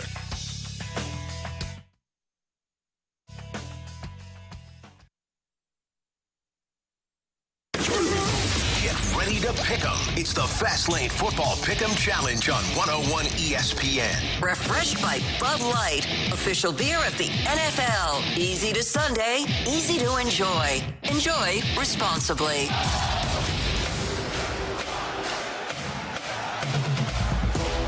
It's Fast Lane at 101 ESPN. Week 13 not in the books as the Patriots will host the Giants tonight, but for purposes of our Pick'em Challenge against the Rizzuto Show, it's over. We knocked them off this week, gentlemen. Nice job. Let's go. Let's go. Nice job. So we have an opportunity, I think, this week to even things up. Yeah. We blew that opportunity last week, but not this week. Yeah. All right, here's your standings. BK led us with 10. He actually led both teams with 10. I had 9. Marsh had 9. Carey, 8. Jamie, 8. So it'll come down to the tiebreaker tonight. Oh, points Carey. for the Monday Night Football game. And it'll be Jamie or Carey who get the shots. Let me just tell you something. The way this whole week started, I think I missed the first 4 games. It was wild. Bam, bam, bam. I was like, yeah. But I feel like everybody did. This A is lot of not people good. did. Honestly, I had the Packers. I think, Marsh, you had the Packers. And I think BK had the Packers. Wow. That kind of set us up for a good week. It sure did. But you're right, Jamie. That all of a sudden was like, Chiefs fall. And Carey, did you flip? No, I had the Cowboys. I stayed with the Cowboys. Okay, you did. Yeah. I stayed thought I with was the Cowboys checking on that one. your teams. No, I flipped from the Chiefs to the Cowboys. Okay. Like earlier in the week, I said when we talked about, I think Monday or Tuesday, I mentioned that I like the Cowboys. The Chiefs were having some injuries up front. Yeah. And I just thought that the Cowboys, it's really the same reason that I took the Pittsburgh Steelers, because of the injuries up front. Hey, you know what? You look good for a quarter. A whole quarter. Aaron Anthony. I was Rodgers looked proud. good I at was the end of the happy. game, I'll tell you. Aaron yeah. Rodgers, and my Cachet was here. She was listening to me watch the game. The amount of bad words that were coming out of my mouth, watching that, I was so frustrated watching the Pittsburgh Steelers play football. And for the first time in my life, and maybe in his entire coaching career for the Pittsburgh Steelers, Mike Tomlin heard some fire Mike Tomlin chants. Yes, he at did. At old, I don't want to call it Acrisure, at Heinz Field. You know? Yeah. I think Artie Smith might have something to do with this. Looking at the offensive numbers for the Steelers, you can't just blame Aaron Rodgers. They're terrible, like, all around. Well, why don't you just blame Jonnu Smith? That seems to be the trend these days. He's a professional. Okay, he's probably it's killing him that he ran the wrong route. You know what's killing That's what me? Aaron Rodgers said. Well, I know, but Aaron Rodgers had enough. Like, Aaron Rodgers, as much as he can be an absolute, Diamondback, Yeah. he still is one of the best quarterbacks to ever play in the NFL. Sure. And if he's watching, not this year. No, but if he's watching a teammate, Carey, you should know this. Of course, you know this. He's there. He's calling the coverage or the route to go to the right, or changing the call, and the guy doesn't know what he's calling. That That's is a problem. frustrating, and that is a lack of being in tune and being locked into what you need to do. Because if you miss that, obviously the ball is thrown, Aaron, and it hits the ground at best. At worst, it gets picked off. But if you run the route properly, and I'm assuming that's what he asked him to do, that's where he threw the ball on time. You can't have those mistakes. I'm okay with guys making mistakes. 1 or 2 mistakes happen in the course of a football game. If I have to watch this football team, first of all, you're playing the Buffalo Bills, who last time I checked can't stop the damn run. How about run the ball right down their throat, over and over and over again? Let's start there. Number 2. How about just maybe for kicks and giggles, throw the ball 50 yards downfield 2 to 3 times a game? Everything if you throw it 5 yards, you might get 8. If you throw it 50, you might get 60. I like my chances with guys that can run fast and go catch footballs. But Artie the damn party, I don't even know if he understands stretching the field. He wants to go horizontally, and the quickest distance between 2 points is a damn straight line to the end zone. It ain't sideways, Artie. I don't want to watch it no more, man. I don't need to see this anymore. And if that damn defense, I mean, God bless it. They stink. You got 2 starting tackles out, and you can't get to the damn QB? You can't do it? Yeah, I don't want to do it. James Cook handling the ball, run right through. It's bad on all fronts in Pittsburgh right now. It ain't fun to watch, and it ain't good. Yeah, there's a part of me where I'm like, Carey, I don't feel like you have any room to complain when Anthony and myself are in this studio with our own problems. Hey, what's wrong with your Vikings, Marshall? What's right with them? The Falcons, they lose to the Jets. Play of the year, by the way. Play of the year. That was unbelievable. Looked like Will Levis. It couldn't go any worse than Brosmer. Brosy there. Gosh, that was terrible. I mean, here's the thing, too. Your defense played well. Yeah, they did. But Sam Darnold did nothing. He was terrible. He was not good. And yet the game was over in the first quarter. You're like, this ain't happening. Jefferson It wasn't over in the first quarter, though. Justin Jefferson almost quit football. It was a 3-0 game. I know, All they had but to do was kick a field goal to tie the game. It felt over. He left, took his ball, and went home. It felt over. Justin Jefferson is asking if he has more eligibility left now than Lane Kiffin is at LSU. I hear Lane Kiffin is going to LSU. I think I'd like to follow. I got one sentence there on the old Falcons. A horrible kicker in horrible conditions hit a 56-yarder to win it. That's the season. That's it. Moving on. I looked at Kristen.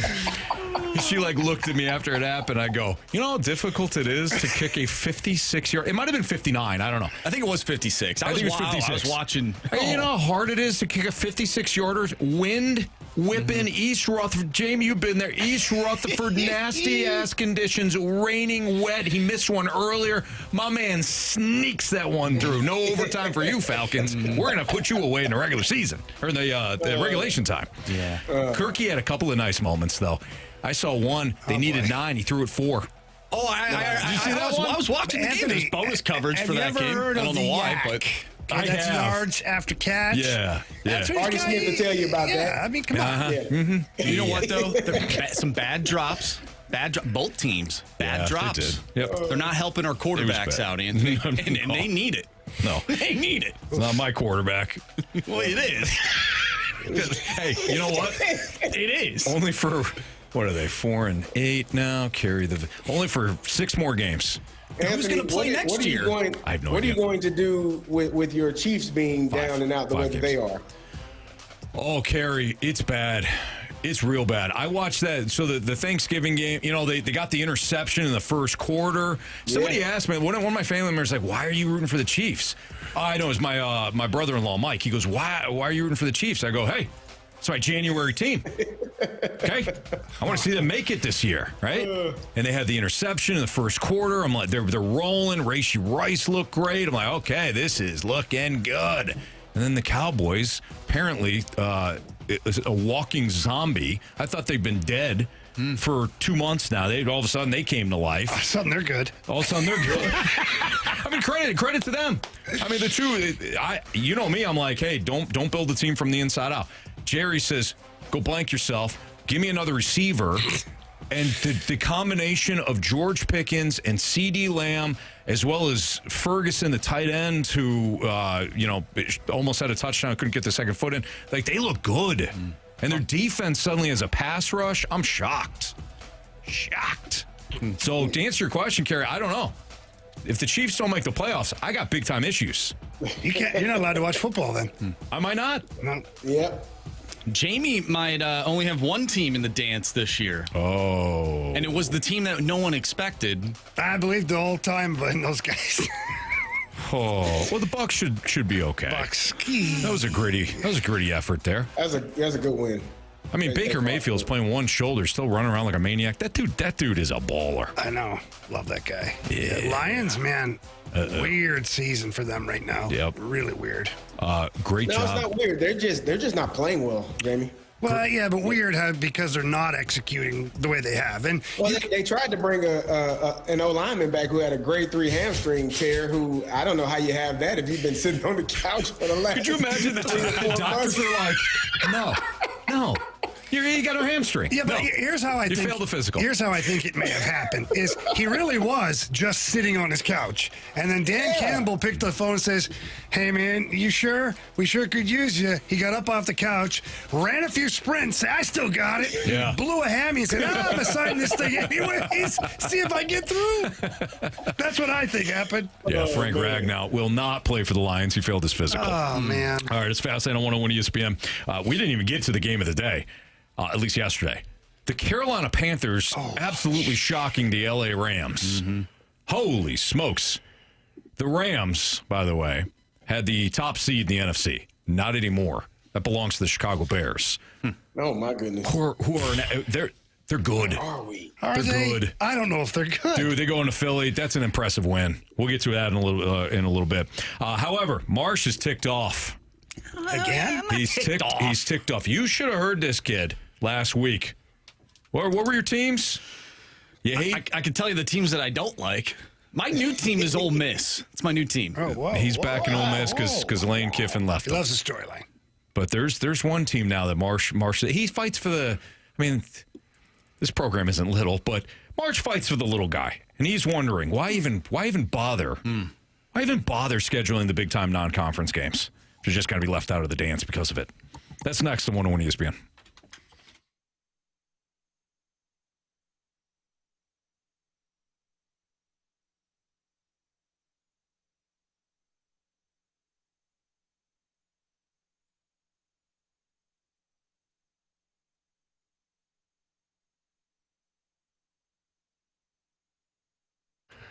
Jamie Rivers, I want to talk to you about selling your home. Right now, it's not all that pretty outside. We see that's for sure. But a lot of people aren't sure this time of year, not just when it's snowing, but also around holiday season. Is it the right time to sell your home? And so you sit down with Gloria Liu with Your Home Sold Guaranteed Realty, and she's going to tell you that, right now can be the perfect time to sell your home.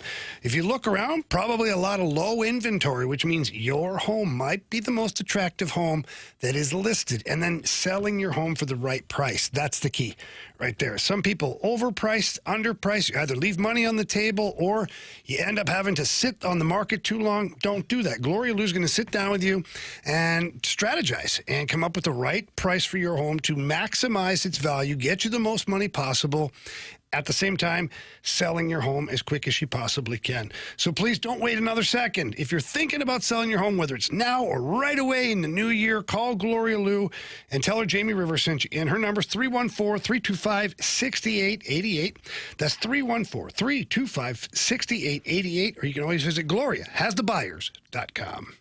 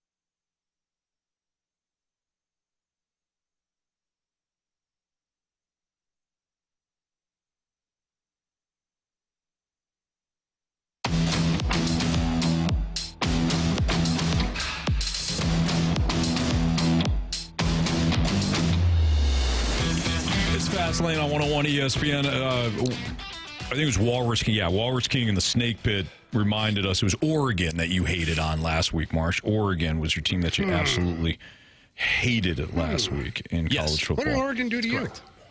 Well, they haven't really done it. No, it's...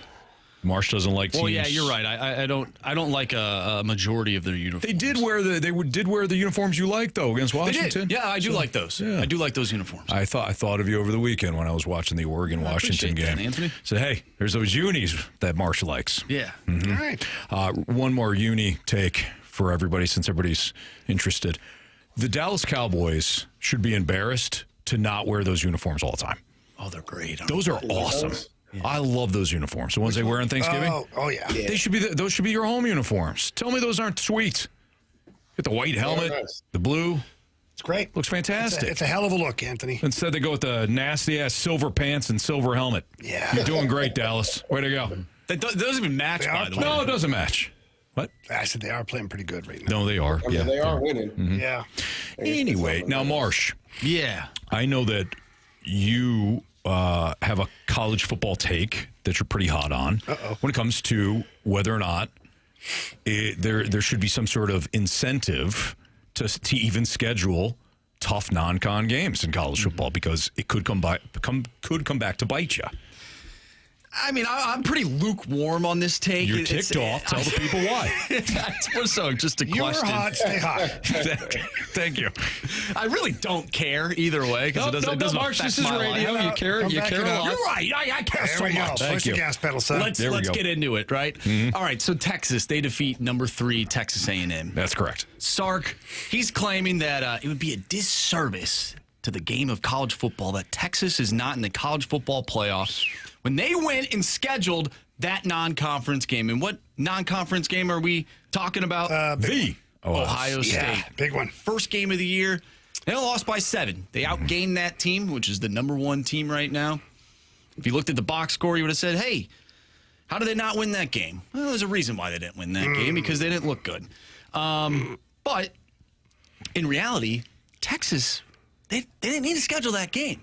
And had they played some cupcake schedule or a cupcake game like most of the teams do in college football, they'd be 10-2 right now. And they would most likely be in the college football playoff. They beat Oklahoma. They'd be in. So what is the incentive to schedule these tough non-conference games? And do you think leaving them out, and more than likely they will be, and I understand why, you can't lose to Florida. That's probably the biggest thing. But do you think that this will create a domino effect moving forward for teams that look at Texas and they're like, you know what? I think we should just maybe not play that tough non-con game because it doesn't matter. We'll just make it to the college football playoff if we're a 2-loss team. If we lose a couple games in conference, it is what it is. But there's no need to play these non-conference games. Do you think there will be a domino effect there? So I was watching Sark and I was listening to him. Oh man, if we don't play that game, we're 10-2. First of all, you did play it, and you were the number 1 team in the country. I don't know why you're complaining about that. That seems weird to me. They weren't the number 1 team. You were the number 1 team. So how the hell are you complaining about that? The next thing that I find, and I think Sark kind of, sometimes as the older we get, we tend to forget things and we kind of misspeak or just jump around. I guess he forgot that they lost to Florida, which you did just mention, Marcia. They lost to Florida, a team that fired their coach a couple weeks later.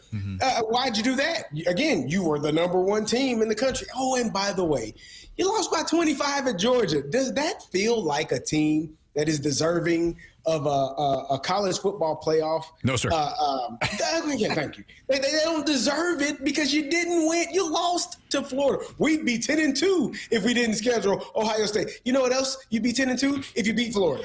You stink. Shut up. Nobody wants to hear it. Sark, you lost the opportunity. You didn't take care of your business, and you did not win enough games. You beating a Texas A&M team who I've been saying for weeks I didn't believe in really the entire time that Texas A&M. You had your Super Bowl moment. I also thought of you there, Carey, watching that game. You had your Super Bowl moment on Friday night where it finally It's finally here. I said it was coming, and it's finally here. They finally A&M'd. So Yeah. So, a Carey, few weeks. Yes, sir. Let me just Play the devil. No. I just want to talk to Yeah, you Carey. do that, Anthony. Okay. Oh, my bad. Thank you. When you look at schedules, and I'm looking at Texas's schedule, and you're right. If you didn't want to play Ohio State, you shouldn't have. Don't complain about it now, because if you won, it would have been a massive victory for your program. And at the time, you were ranked number 1 in the nation when you played that game. Although I hate the preseason rankings, it was still available. Mm-hmm. But when I dive into this, Texas may have the only comparable schedule to difficulty to Alabama in all of NCAA football. They played number 3 Ohio State, top 10 team. Number 6 Oklahoma, top 10 team. Vanderbilt was 9 when they played top 10 team. Georgia 5, top 10. Texas A&M 5 games against top 10 teams in the nation at any given point. And you lost to Ohio State and you lost to Georgia. And again, to your point, Carey, losing to Florida, that's the ugly one on here. That's the blemish.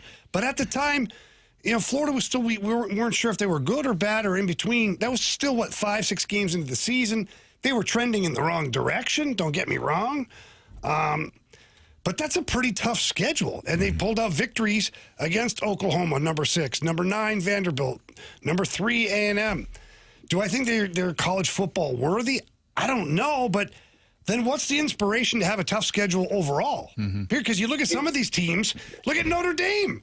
Notre Dame is the biggest powder puff schedule after the first couple of weeks. Hey. They've had nothing to worry about. They beat Stanford. They beat Pitt last week. Yeah, that's a hell of a game, Carey. That's a big win. They're going to celebrate that one. Andrew Luck was there on Saturday night, and Notre Dame beat them. But yeah, they lost to Miami at the time, 10. Texas A&M was 16. And since then, they haven't played anybody. And yet they're a shoe-in for the college football playoff. I don't think they I should don't know be. that they're a shoe-in. I don't know that they're a shoe-in. All I hear today is, Notre Dame's in. Don't worry, everybody. Well, Notre Dame's Miami is trying to make a strong case for why they should be in ahead of Notre Dame, and they beat Notre Dame. I agree. And the fact that Miami couldn't get into the ACC championship game, somehow Duke found its way in. That's ridiculous. That's really I saw Duke lose 14 times this year, I I swear. don't know how that happened, but they found their way in. But for Texas, I just can't get along with if we didn't schedule Ohio State, the number 3, you were the number 1 team. I get it. It's on the road, but you were ranked. You were the best team. And if you want to do away with preseason rankings, I'm fine with that too. It's a pick'em game and you lost on the road. It happens. There is no excuse for losing to Florida on the road. Like that Florida team was not good. They weren't good, and they haven't been good all year. And there were games, the UTEP game, they didn't look like a good football team. No, that was 27-10. UTEP's terrible. It was a terrible game. So it's not like Texas was running through teams. Yes, they beat Oklahoma. I think that was John Mateer's first game back after having hand surgery, and he looked like he could barely throw the football or hold the ball. So you barely beat Kentucky at Kentucky. You won by 3. You barely beat Mississippi State. I think that game went into overtime, if I'm not mistaken. You had multiple opportunities to take care of your business. Texas was not they didn't look like a good team really at any point of this year. They beat a Texas A&M team who I also, as I said, did not think was a really good team because I felt like Texas A&M was going to do what Texas A&M always does. So I don't believe that Texas has a right to even have this playoff football conversation. You're going to have too many teams that have 1 or 2 losses that are going to be ahead of you. I said it earlier. I'll say it again. I don't think a 3-loss team gets into the college football playoff. Maybe Alabama if they lose in the SEC championship game, but I also would fight back, push back, and say I don't know. And I think it's going to be intriguing to see how the Big Ten championship game goes. You got 2 undefeated teams. One team is going to come out of there with a loss. Are they still one of the top 4 seeds that get a bye in the first round? Right. I think they probably should. Unless it's a blowout, I think they should. Unless it's correct. Unless it's a blowout. So I think it's going to be interesting to see how the whole thing plays out. But Sarkisian, in my opinion, you have this is not your conversation. This is not your fight. You had an opportunity earlier in the year and you didn't take advantage of it. Real quick here, if Duke wins the ACC championship game, They're in. Are they though, or do you take two group of 5 teams? There aren't 2 group of 5. There's none. It's the top 5, the highest ranked conference winners. Right. that doesn't necessarily mean that the ACC would be a lock. Oh, so you're thinking a I'm champion could get in? Fire up chips. No, not in this year. They lost. They only put up 3 against Toledo. Yeah, they were out. They got knocked out by Ohio. Stuff the night before. Stuff. Yeah. It's the rematch everybody wanted to see. Western versus Central. Yeah. It's tough, man. Yeah. All right. You know what else is tough? Losing the Gauntlet. Oh, boy. In OT. Oh, did you? Yeah. Tiebreaker. Yeah, it was tough, man. Mm-hmm. But now you guys have a chance to avenge me. That's next on 101 ESPN.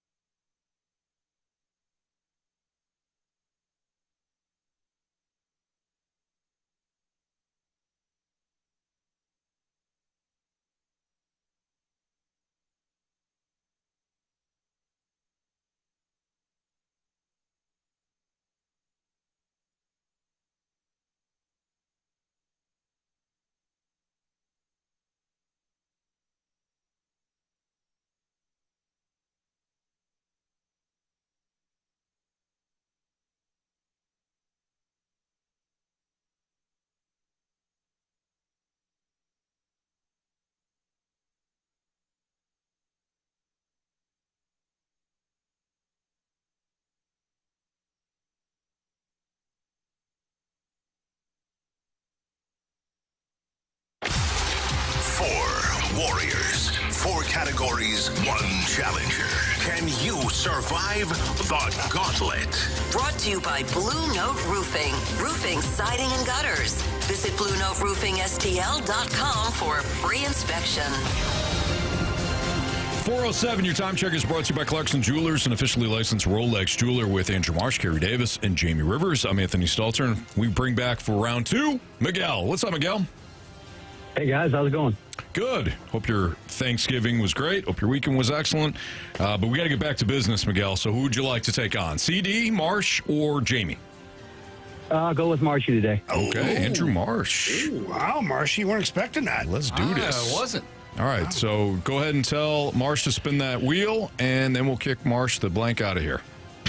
All right, spin that wheel, Marshy. All right, here we go. Marsh, get to stepping like Lane Kiffin. Although you will not be paid what he's making, sorry. Miguel, do you have a preference when it comes to the wheel? Yeah, I believe in luck of the draw. I just hope I got the answers. Okay, all right, I like that. Well, Miguel. Now remind me, Miguel, what did you beat me in? Was it baseball? Hockey? It was random. Oh, stupid random. Okay, that's right. Yeah. Well, good news for bunch of peaches. Yeah. Good news for you, Anthony. It's not random. Well, Although I'm not you're playing. not playing. I know, but it's still good news for you. Sure. Miguel, you got baseball, my friend. All right. All right, Miguel. Send the questions, please. Yeah, I know, Carey. Okay? Just making sure. I have a hard enough time figuring out how to turn my phone on, okay? Yeah, this should be good. That should be good. Oh, I would say the questions should be good. Oh, no, it's fine. Hang on here. How do you do this without casting a shadow? There's no way. Hang on. Just tell Miguel the rules. Miguel, you're gonna get 4 baseball questions. Each question today is worth 2 points, unless you ask for the options. If you ask for the options, those questions are worth 1 point. Are you ready? Hang on. I'm ready. Okay. Well, I'll ask this question because Bradford must have wrote it. It's extra long, so hang with me. Between 2004 and 2012, Ryan Dempster was a major thorn in the Cardinals' side. But instead of Chicago, give us the National League team with which the righty pitcher began his MLB career. So who did Ryan Dempster begin his career with? Besides Chicago, Ryan Dempster. I'm gonna have to go options. The Florida Marlins, the Milwaukee Brewers, or the Washington Nationals? I'm glad I went with the options. I'm gonna go with the Marlins. Final answer. All right. Carey, you get the questions? Yes, thank you, sir. All right. Question 2. For how many different clubs did Canadian superstar Larry Walker play? Larry Walker. I'm going to go with, I'm just going to shoot 3 clubs. Final answer. Question number 3. Can you tell us the year in which the Redbirds selected catcher Jimmy Crooks with their 4th round draft pick? That name was Jimmy Crooks? Jimmy Crooks. I cannot. I'll need the option. Was it 2020, 2021, or 2022? I'm going to go 2020 COVID year. Final answer. All right, Miguel, final question. The Braves have re-signed closer Raciel Iglesias to a 1-year, $16 million deal. Since 2017, Iglesias is 3rd in reliever WAR, a stat that Carey loves. Loves it. Behind only Josh Hader and who else? So since Reliever 2017, WAR. since 2017, Iglesias is 3rd in reliever WAR, behind only Josh Hader and who else?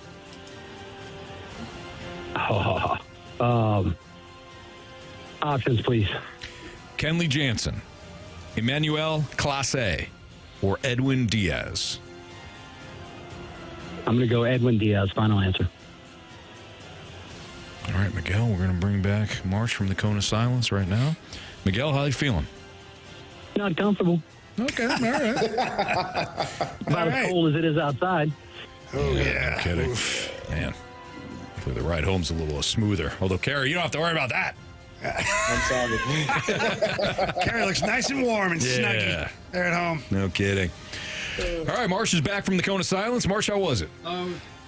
It was good and silent. All right, good.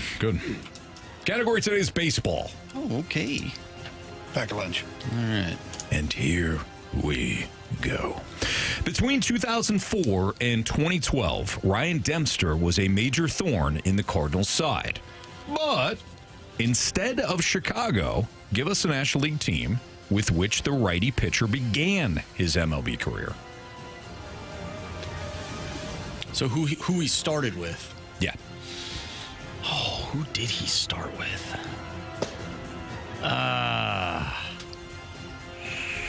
Trying to picture him in a different uniform. Let's use the options. Florida Marlins, Milwaukee Brewers, Washington Nationals.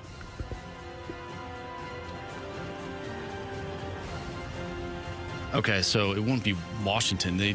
Their first year was 2005. He was with the Cubs, I think, before that. So I'm going to take them out. I don't think it was the Brewers. I'll go with the Florida Marlins. They seem like a team that would give up a good asset to a contender at the time. Florida Marlins, final answer. All right, Marshy, question 2. For how many different clubs did Canadian superstar Larry Walker play for? Larry Walker. All right, so Rockies, Cardinals. Who did he play with after that?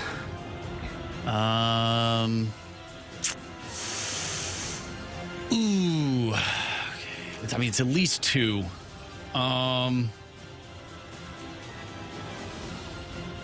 Did he didn't retire after playing with the Cardinals, did he? I don't think he did.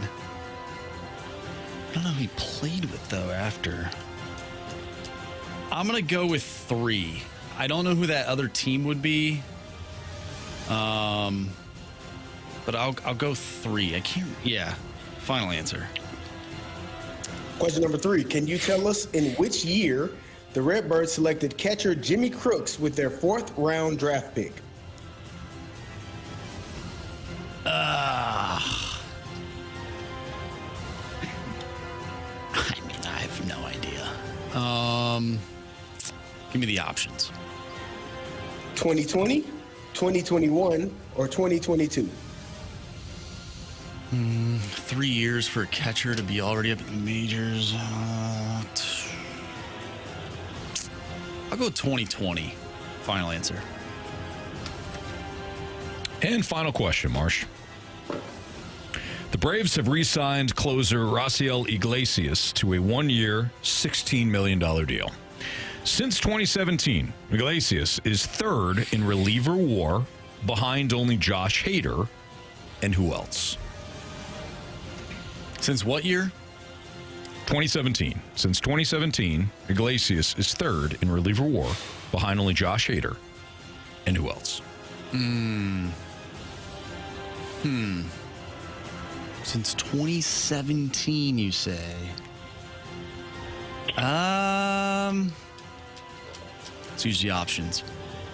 Your options are Kenley Jansen, Emmanuel Clase, and Edwin Diaz. I was thinking Diaz.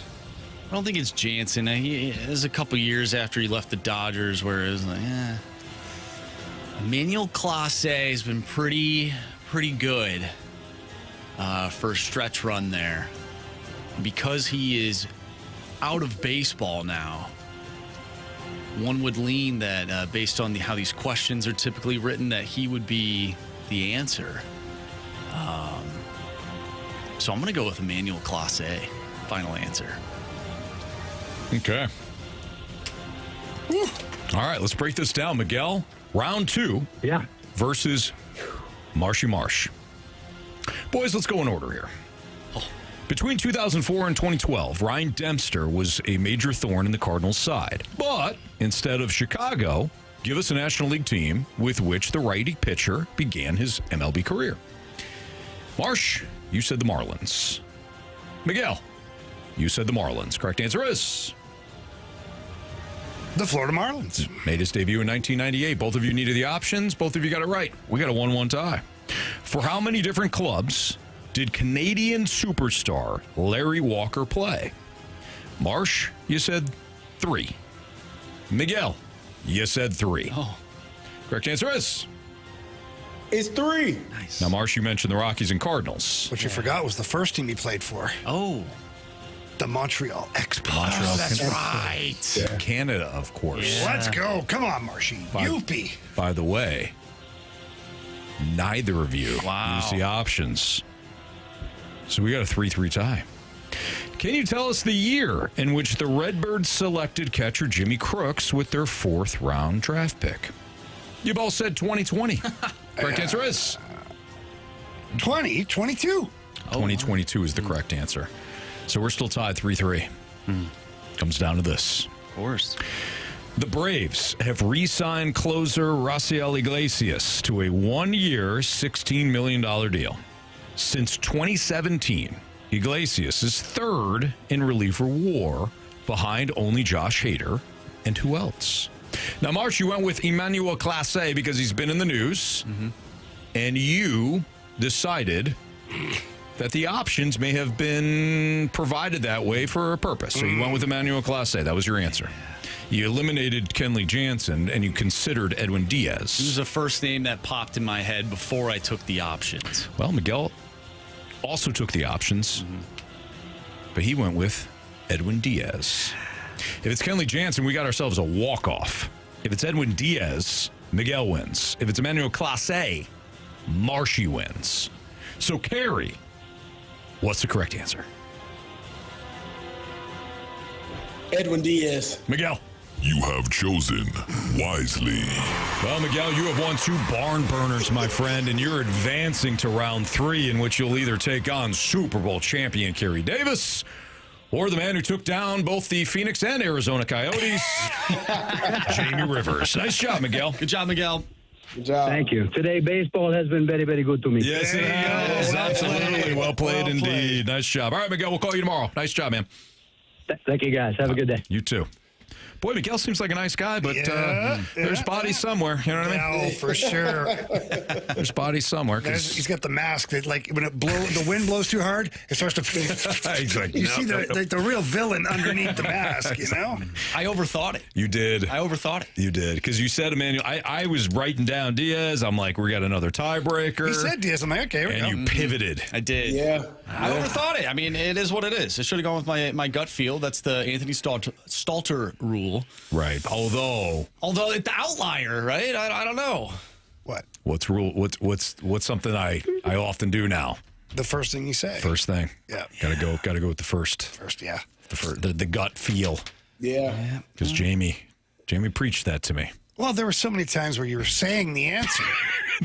And then, like, 2.5 minutes later, you talked yourself out of it into the wrong answer. No, I definitely know that was 1962. Like, Anthony. So give me 1958. Yeah, pretty much that's how you were doing. I was like, Anthony, hang on a second. Let's just identify the fact that you're getting these right, but then you're convincing yourself to answer it wrong. Yeah. Boy, it must have been frustrating being my parents. No, they love you, Anthony. Most parents really love challenges, and you certainly were. I appreciate that, Jamie. Thank you. I like to spin on that. All right, it's Fastlane on 101 ESPN. We got to get into the Marsh. You want to do bet the board, man? We're up against it. Well, we want to pivot. We need new. Oh, that's right. That's right. So you might as well text in right you guys now. Screwed me. You screwed yourself. No, you didn't, because nobody even answered me in the damn group chat. That was yesterday. Yeah, but that's still Sunday night. Carey bet on a Monday night game, for freak's sake. We didn't allow him to. You didn't allow it. I know, but at least I had to do it in the same month. Yeah.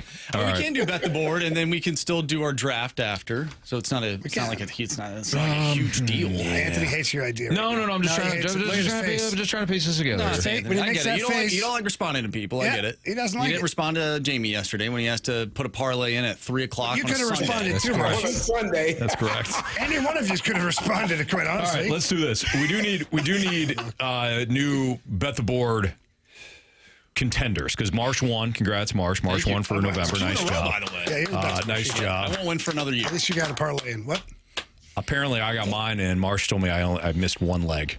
You did. It was Michigan. Stupid ass Michigan. Plus 12.5. And I mean, they were up. They were rolling. They were. Ish.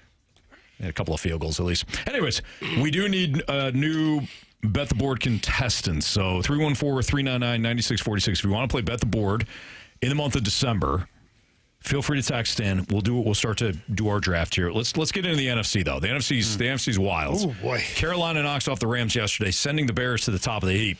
Are the Bears legit, like a legit number one team? At least in that conference. That's next on 101 ESPN.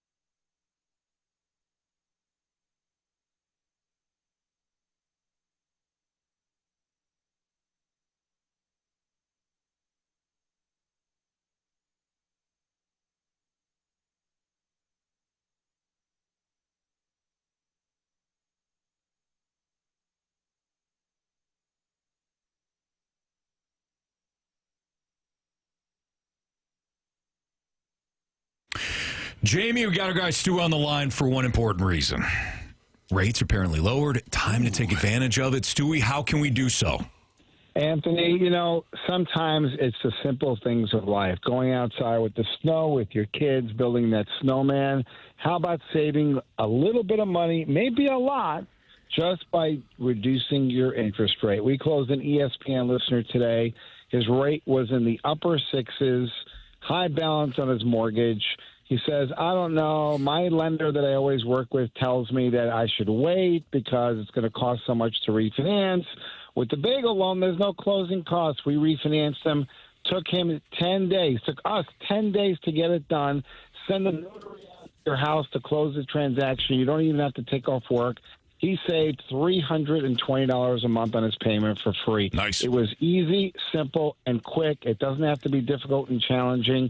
The opportunity is there. You just have to make the call and say, can I improve my situation? Yeah, quit procrastinating. Stop it. Pick up the phone. Call our guy, Stewie. And even if it's not time to refinance, he's going to talk you through it and maybe put the strategy together. Don't wait another minute. Give him a call on his personal cell phone number. That number's 314-324-4440. Again, that phone number is 314-324-4440. Yeah, hopefully you're home safe right now. If so, pick up the phone. Call or text our guy, Stewie. He loves to hear from you guys. Loves helping out 101 ESPN listeners. And Anthony, if they can't remember the phone number, what can they do? Well, simple. You heard Stewie talk about the bagel loan? Just Google the bagel loan. Stewie, keep up the great work. Have a great night, guys. NMLS number 226715.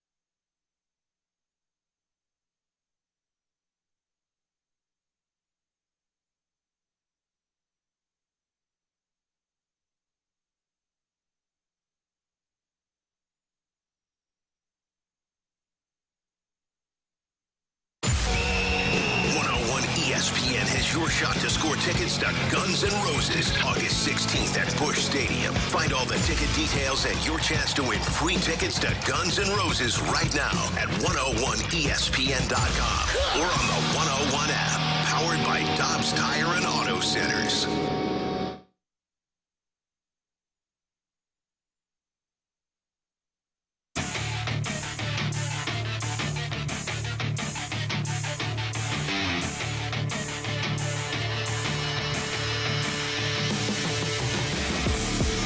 It's Fastlane on 101 ESPN with Carey Davis, Andrew Marsh, and Jamie Rivers. I'm Anthony Stalter. Time to talk about the NFC following yesterday. Well, really since Thanksgiving, because the NFC landscape has changed a lot since Thanksgiving. You had the Packers beating the Lions. You had the Cowboys upsetting the Chiefs.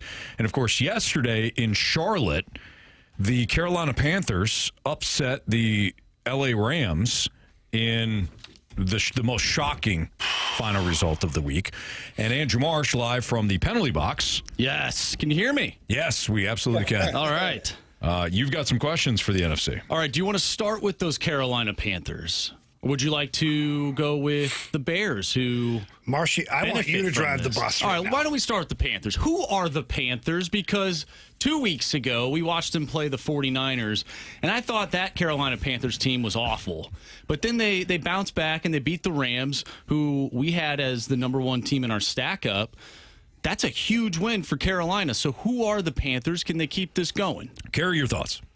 I have no clue. I wish I knew. I wish from week to week I knew which version of Bryce Young that I was going to get. I think they're a better team at home, if I'm not mistaken. They seem to play better there. But all in all, they're a confusing team to watch because, as you said, from week to week, Bryce Young had over 400 yards the week before the San Francisco 49ers lost, and then they come back and doesn't play well, and then you go and beat the LA Rams.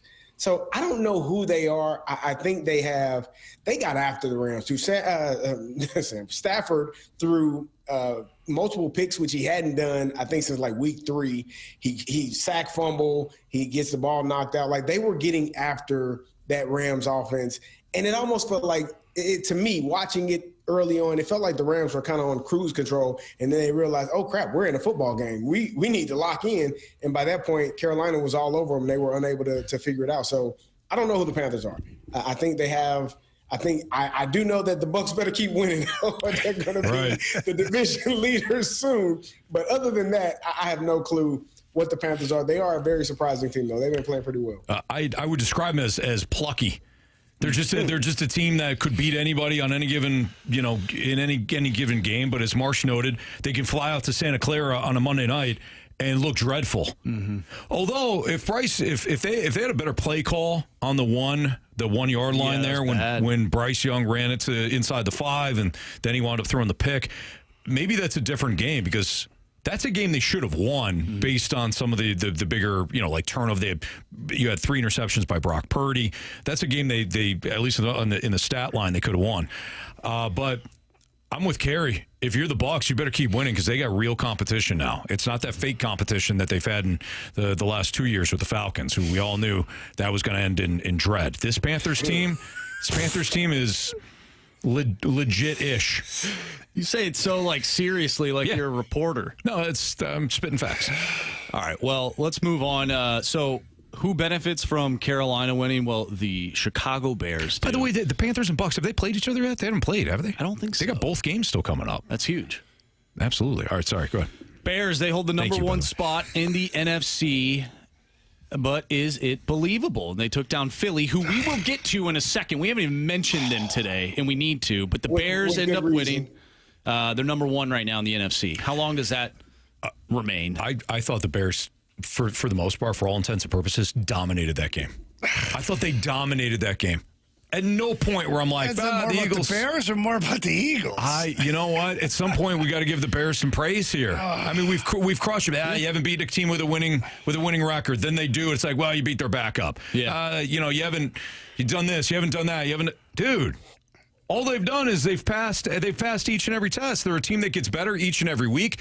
CD, can they run the ball?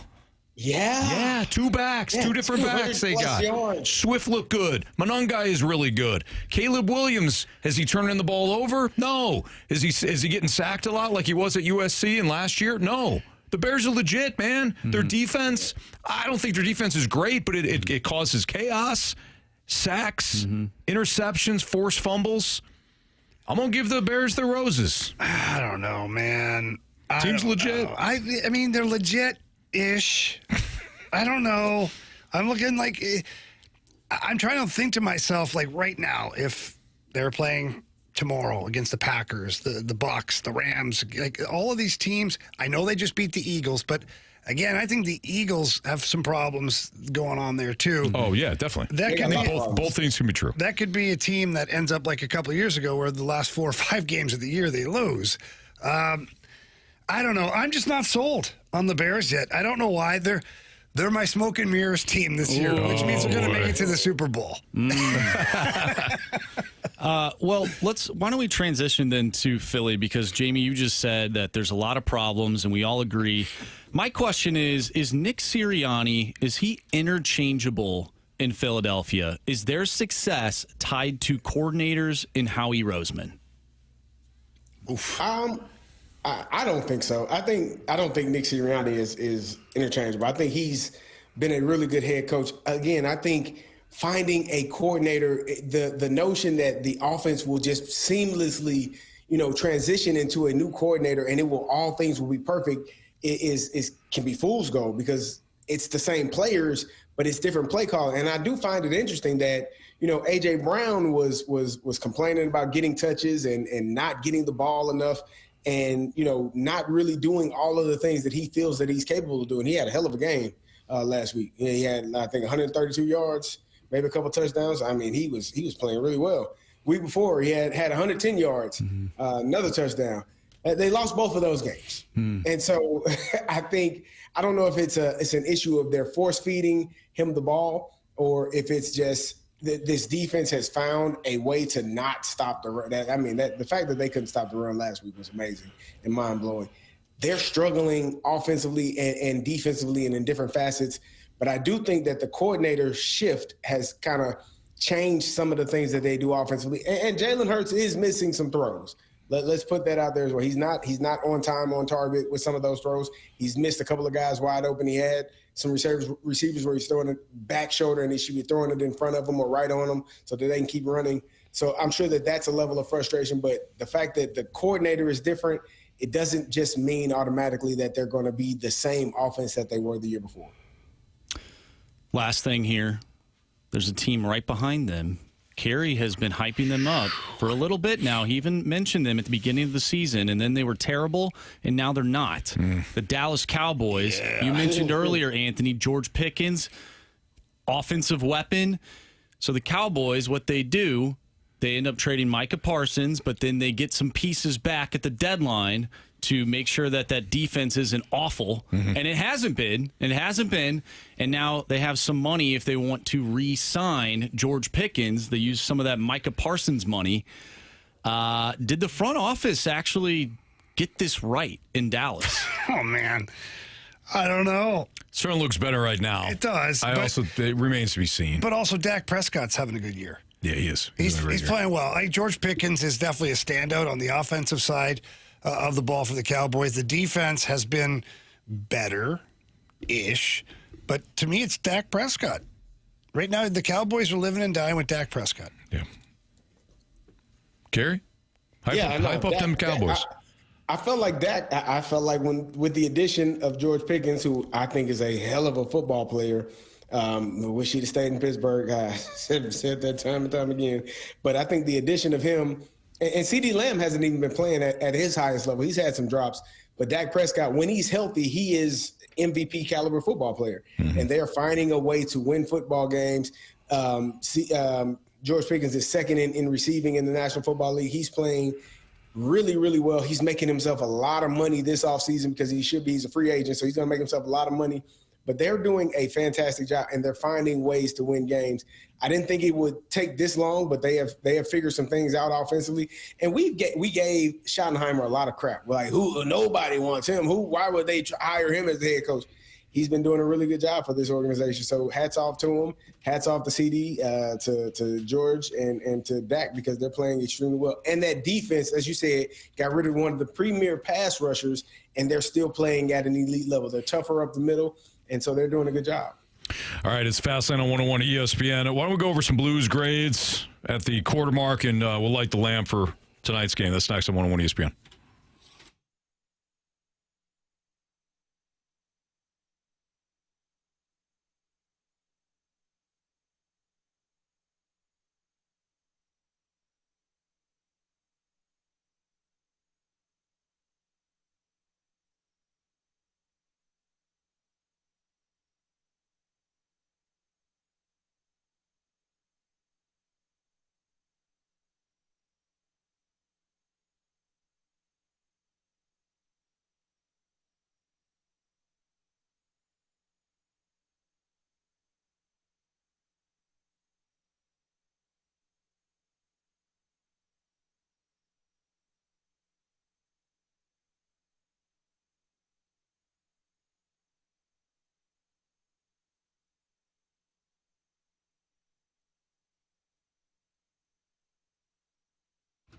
I love playing at underdog, and one of the reasons why I love it is games like tonight. You got the Patriots and Giants. It might not be a game that you absolutely love, but it's one that you can play at underdog, and you can be paid for your football hunches. So go to underdog. If you haven't signed up yet, I will give you a promotion that will help you get started. But when it comes to underdog, it's easy. Just choose whether or not players will go higher or lower on their stats.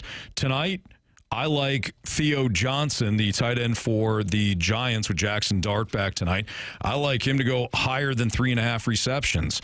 Patriots are a team that can give up a lot of receptions to the tight end. Give me Theo Johnson higher than 3.5 receptions. The Giants defensively fired their defensive coordinator last week. I think that Drake May, who's been one of the better deep ball throwers in the league, he'll go higher than 35.5 on his longest completion. Seems high, but this is somebody, again, routinely completes long passes, so higher than 35.5 for his longest receptions. Just a couple plays that I like tonight. If you like that action or you want to add it to your card, great. You can get your entries right. You can win up to 5,000 times your cash, and you can play for as little as $1. So download the app today. Sign up with my promo code Anthony to score $100 in bonus entries when you play your first $5. Again, use that promo code Anthony when you sign up at Underdog, where you can make plays and win money. Must be 18 or older in present Missouri. Terms apply. See assets.underdogfantasy.com/web/play and get terms _DFS_.html for details. Concerned with your play, call 1-800-GAMBLER or visit www.ncbgambling.org.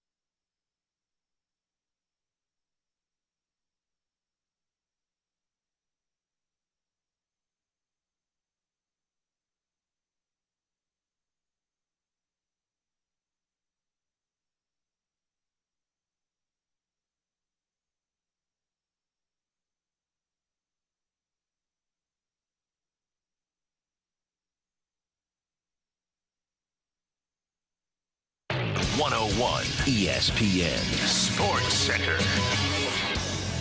I'm Andrew Marsh. It's time for a Sports Center update driven by Johnny Londoff Chevrolet and Johnny Londoff Autoplex. The Blues take on the Anaheim Ducks tonight, and you can listen to that game right here on 101 ESPN. Pregame starts at 6. Puck drop is at 7. We are going to dive into your St. Louis Blues, talk a little bit about how the team has fared so far this season, and we will light the lamp as well. I'm Andrew Marsh, and the Sports Center update is driven by Johnny Londoff Chevrolet and Johnny Londoff Autoplex. See them at londoff.com. Chevy, together we drive. Are you kidding me?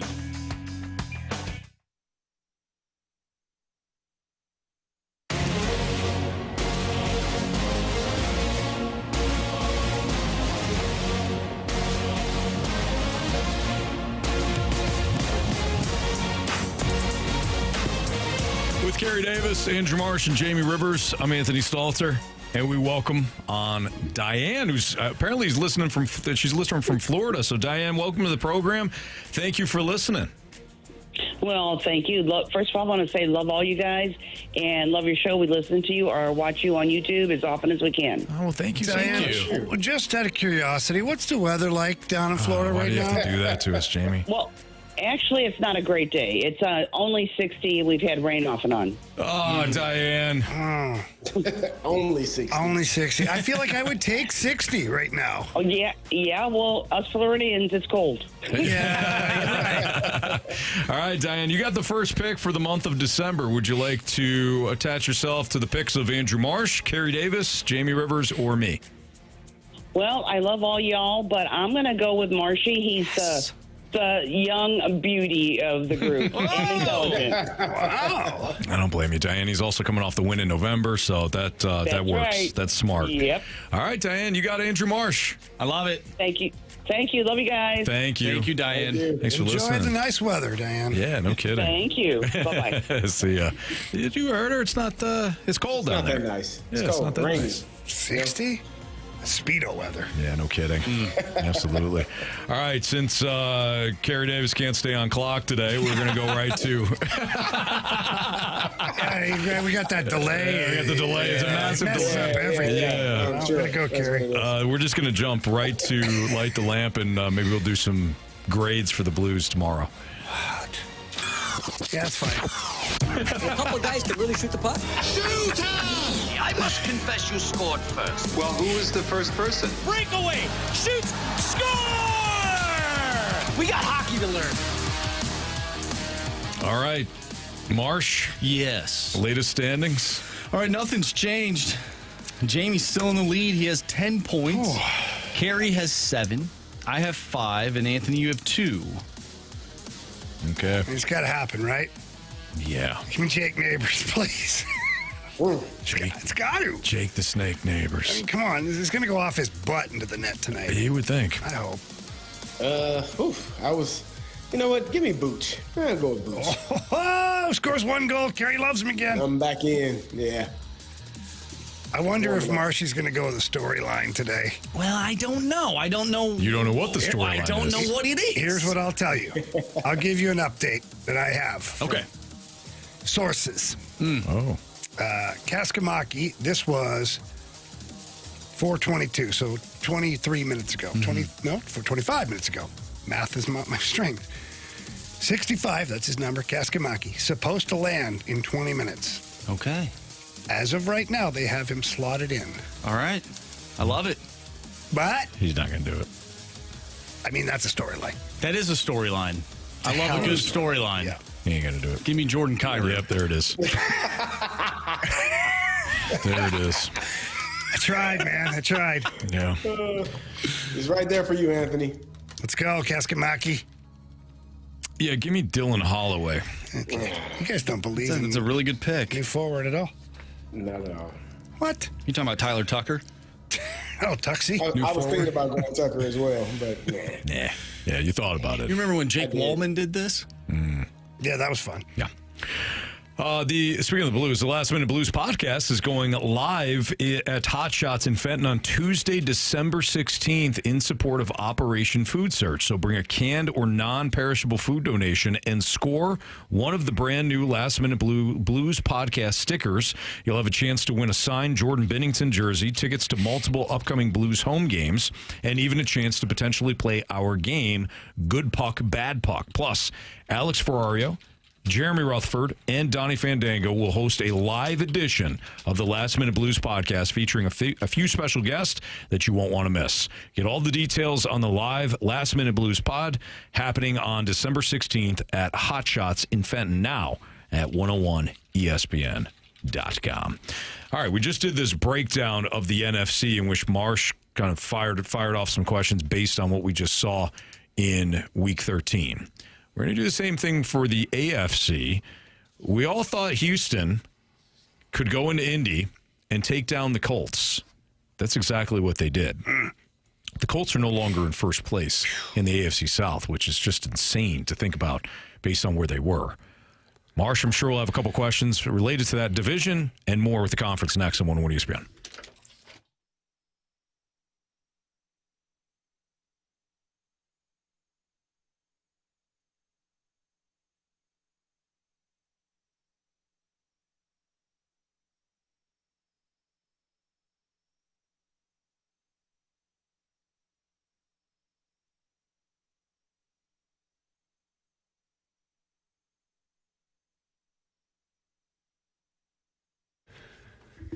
The world's largest sports book is at your fingertips, and it has arrived here in the state of Missouri. We are talking with Derek Stevens, owner of Circa Sports, earlier today on the show, and they are so excited to be launching here in the state of Missouri. By the way, new app out there for the state of Missouri. All you got to do is go to any app store or Google Play, download Circa Sports. That's it. It's called Circa Sports. It's a white logo. Look for the white logo and then start your betting. It is so much fun to use the Circa Sports app. The high betting limits, huge bets, and they celebrate the winner. So if you're winning, you don't get kicked off the site or you don't get things limited for you. No, they love celebrating with their winners as well. They've got great lawns and all their futures bets, tight money line splits, and the best odds of any app that is out there. Just got to love using the Circa Sports app. It's super user-friendly, and the customer service is fantastic. If you have a problem, for whatever reason there is out there, they've got a human being that you talk to. So please, again, get to the App Store, download Circa Sports, the white logo. You're going to love everything that's going on with Circa Sports. Start betting now here, the month of December, in the state of Missouri. If you or someone you know may have a problem with gambling, call 1-800-GAMBLER or text ILGAMB to 833-234.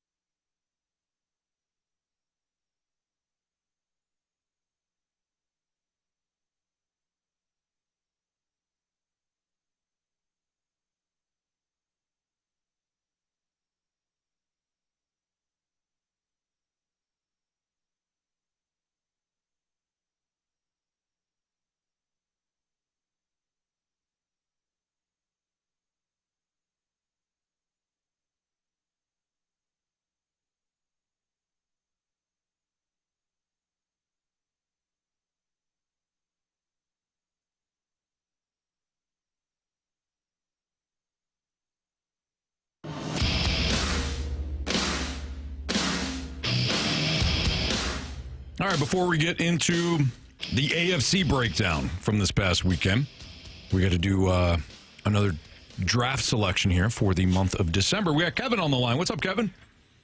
I'm doing good, sir. How about you guys? We're doing great. Appreciate you listening. Thanks for playing this Bet the Board month. So Diane chose first, and she took Andrew Marsh. So you have either Carey, Jamie, or me that you can choose from to attach yourself with for the picks. Well, I got to say, Jamie made some, albeit interesting picks, being on the road. He certainly did. Oh, I bet I did. Mm-hmm. Yeah. These scumbags, Kevin. I'm going to hope that he holds himself accountable with this heavy home December schedule for the Blues. So I'm going to pick Jamie. There we go, buddy. Not a bad thought, Kevin. I like your confidence. Not a bad thought. I won't let you down. I won't let these scumbags bet for me anymore. That's right, Carey. Staring at you. Let's do it. All right, so Kevin, you got Jamie this month. Good idea going with kind of the home Blues schedule here too with Jamie. Good idea, Anthony. Well, and the Minutemen, it's not like they're playing anymore. No, they're done. Well, here's the thing: we only take what Jamie texts us. So that is not true. Very true. No, because I proved it on Sunday, texting you. You know what? That was you? That was you? That was Sunday. We don't work on Sunday. Yeah. We didn't even work on Friday or Thursday. Mm-mm. We got texts on a work day during the show. Carrie's all tuckered out. Which you usually drive do. somewhere. Champagne. Actually, I didn't go to Champagne either. No, I just went to the airport. Well, that's what? I wish. No. Did you all watch that Champagne? Did you look at that game? The weather was nasty. It was awful. It was really, really bad. It was bad. It was really bad. Mm-hmm. They had everybody from the west side of the stadium sitting on the east side of the stadium. So when you looked at the game, when they showed the field and showed the crowd, there was nobody there. They were all sitting on the side of the stadium where the press box was. Not great. Anyways, Marshy. I mean, Kevin, appreciate it. Yeah, Kevin, good luck. Sorry, Kevin. Yeah, Kevin, sorry. We got caught up there. Good luck, man. Thanks. All right. So, Jamie, you're off the board. Marsh, now go ahead. Yeah, of course. All right, Anthony, you mentioned the Indianapolis Colts, who lost, by the way, to the Texans, who I don't know how they continue to win football games, but they are winning football games. But the Colts, they've dropped 2 in a row. Are the Colts, are they even a lock to make the playoffs? Wow. No, they're not a lock. Although, I mean, if you look at kind of the wild card situation, they're still in pretty good shape. Yeah, unfortunately, the AFC North has taken a nosedive this year. Yeah, they're not they're not a lock with the way they're playing. Apparently, Daniel Jones is playing with a fracture in his leg too, so that's not great. But I think they've done enough in the first half. They did enough in the first half of the season to not guarantee themselves a spot in the playoffs. But they're in pretty good shape here. The Bills are right behind them. The Texans are right there too. They don't have an easy schedule, guys. No, I mean, they've got a but schedule that can either guarantee them in or guarantee they're out, because they play the Jags twice and the Texans one more time. And they're not really good against the Jags. That's a lot of division games against teams that are right there with you. I mean, the Texans. They got to fly out to Seattle too. To your point, Jamie, and then they host the Niners. So yeah, they do right. They get a rough schedule. Like if the Texans win next week and the Colts lose, now all of a sudden you get a logjam there. Mm-hmm. Like, I don't think it's guaranteed. No, it's not guaranteed. Daniel, I don't know if you all saw the video the week leading up to the game. Daniel Jones he's limping extremely badly with that. They say it's a fractured fibula or a broken fibula. I guess there's no way for him to do more damage. He's not a running quarterback, so he's not like a guy that's going to be moving around. But you do have to be able to move in the pocket. You do have to be able to hand the football off successfully. They didn't play poorly. He didn't play poorly, but I think that's something to monitor. And I think it says a lot about Anthony Richardson that they don't even trust you to put you in at this point, even though your quarterback got a broken leg. So the watching the Indianapolis Colts and how they've kind of swan dived and kind of fallen off these last few weeks is pretty amazing. Right now they're still in the playoff picture, but I agree with you guys. I think they are treading water right now and could potentially be on the outside looking in. This was a team that we all thought was the best team in the AFC, and there were no questions about it. But some things have come up here in the last few weeks that have shown otherwise. Sauce Gardner also, they take a hit with him. He was injured yesterday. Yeah. But, Jamie, you mentioned how bad or how I don't know what we're seeing out of the AFC North. Oof. Joe Burrow comes back after missing a bunch of time. Thursday night, Thanksgiving in Baltimore. They take down the Lamar Jackson and Derrick Henry Baltimore Ravens. That team, I don't know who they are either.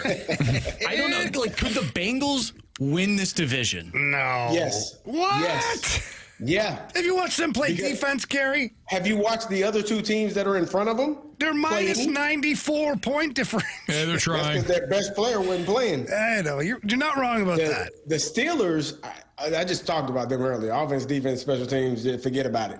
You know, the Ravens, I don't know what's going on with Lamar Jackson. And then I was, why not run the football, man? What's wrong with running the football if you're a good team, has a good running back, and you're playing a team that doesn't stop the run very well? The Bengals, I think, were 30th or 31st in rush defense, and you gave Derrick Henry the ball 10 times. Like, what are offensive coordinators doing when they watch film? Because those guys, Jamie, Anthony, you know, those people are at the office from like 6 a.m. to midnight to 2 in the morning. I stay here all day and I watch film, and then you don't run the ball. What are you doing?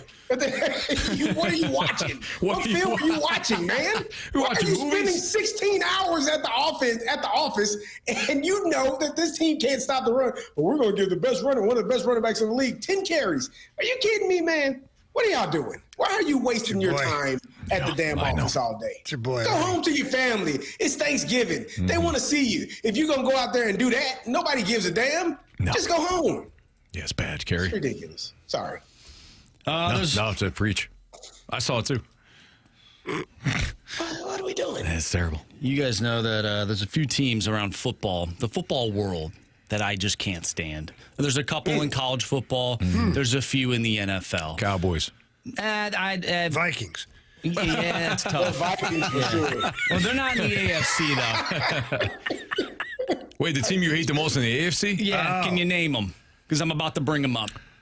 Team he hates the most in the AFC. Good record. Broncos. Oh, yeah, Yep. Broncos. Yeah, that's his smoking mirrors. that's Yeah. his Can they keep walking this tightrope, right? 10-2 is pretty good They tightrope. almost lost to the Commanders. They've only won 9 that in was a row. rough. They've Yeah, been playing right. their butts off.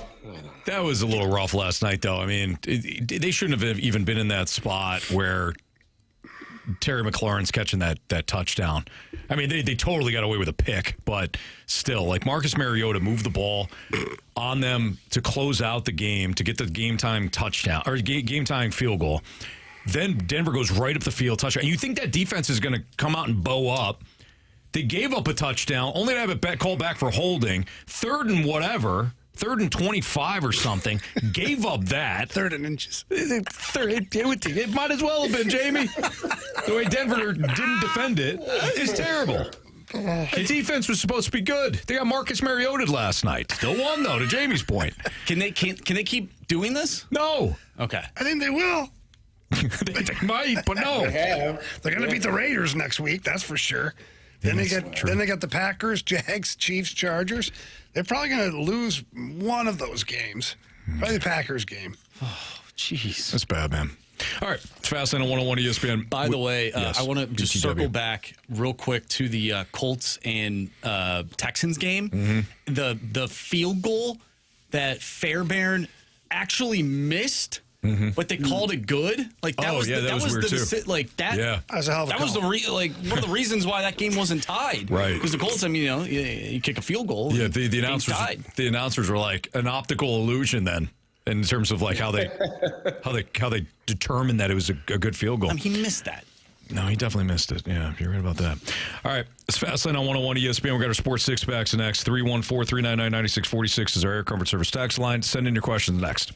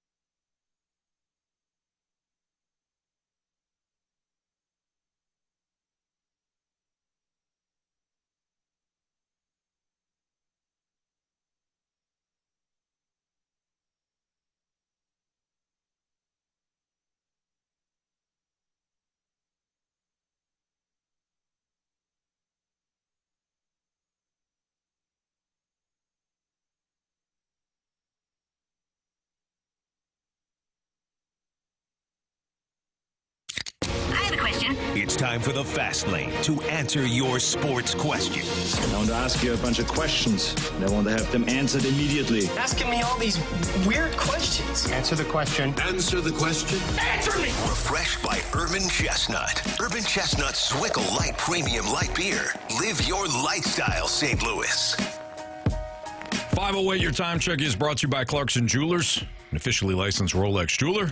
It's Fastlane on 101 ESPN. We got Chris on the line. He's our third contestant for Bet the Board in the month of December. What's up, Chris? Not much. How are you guys? We're doing great, man. Appreciate you listening. Thank you for playing. You got two options. You got either me or Carey for the month of December. Yeah, so I thought a lot about this. I overthought the hell out of it, actually, and I was thinking that because Marsh beats good guys, and I'm a horrible person. Nice. Maybe he would win for me. Okay. But then Diane had to ruin my plan, so I overthought it some more. And I think that Anthony, you've got to be as giddy as a schoolboy with this. The sports betting being legal in Missouri now, so I'm going to go with you. Okay. Fair enough, Chris. We're about to warm it up, my man. Let's do this. Yeah. Oh, I see. All right, I believe in you. Chris, I believe in you. We haven't met, but I do. I absolutely believe in you. Carey, we'll get it done, man. Look at that team chemistry. Yes, damn right. We're right here, man. I'll just do it for us. All right? There you go. I don't know if you're watching on YouTube, but love the show, guys. Thanks. Thank you, Chris. Thanks, Good Chris. luck, Chris. Carey, did you catch what he I did? heard him. Yeah, he said warm it up, Chris. We're about to warm it up. I'm about to warm it up, Chris. Because that's what I was going to do. It's my first concert. No, it wasn't. Yes, it was. Did you have your clothes on backwards? I did. You fool. I did. Carey. I definitely did. Yeah. That's my first concert, Carey. My God. You realize Chance on backwards and having to go to the bathroom Not a great idea. Yeah. Nope. But you know what? We're all there. Like we all had that. You all came to that same realization. All right. Not a great idea. So, yeah, Criss Cross was my first concert. Same with Carey's. Somebody, I'm sure Guns N' Roses was their first concert. 101 ESPN has your shot to score a pair of tickets to see Guns N' Roses on August 16th at Busch Stadium. Tickets for the show go on sale this Friday, December 5th at 10 a.m. But we have your chance right now to win free tickets to Guns N' Roses. Jamie dug up this one. I didn't know this one. There is a member of Guns N' Roses who was born in St. Louis. Who is it? Which member of Guns N' Roses is born in St. Louis? Text in right now if you have the correct answer, and you're the 101st texter to 314-399-9646, which is the Air Comfort Service text line. You will go see Guns N' Roses on August 16th, and you can find all the concert info and a bonus chance to win free tickets at 101ESPN.com or on the 101 ESPN mobile app. All right, Marsh, fire it up. Question number one. I thought you'd say warm it up. Warm it up, Chris. Yeah. All right, we had a question from the 314. Jamie, can you please explain why we didn't have someone in the penalty box on the 5-minute major? Was it so we could use everyone to kill it and no whistle ever came about? Yeah, sometimes coaches will pass on putting somebody in the box right away, and they'll wait to the first whistle and put somebody in there because maybe it's a penalty killer they're going to use early in the penalty kill, and then a minute and a half to 2 minutes in, you're not going to use them again. Whistle goes, put a player in the penalty box. However, this can backfire on you in a really ugly way if by chance there's no whistles. Just like the other night in the Mammoth game against the Blues. By the way, you were holding on to a 1-goal lead, 5-minute major, and Jim Montgomery and his staff, and I'll just say this honestly, and I would say it to them, I think they made a mistake. I think you put a guy in the box there. Not everybody kills penalties on your team.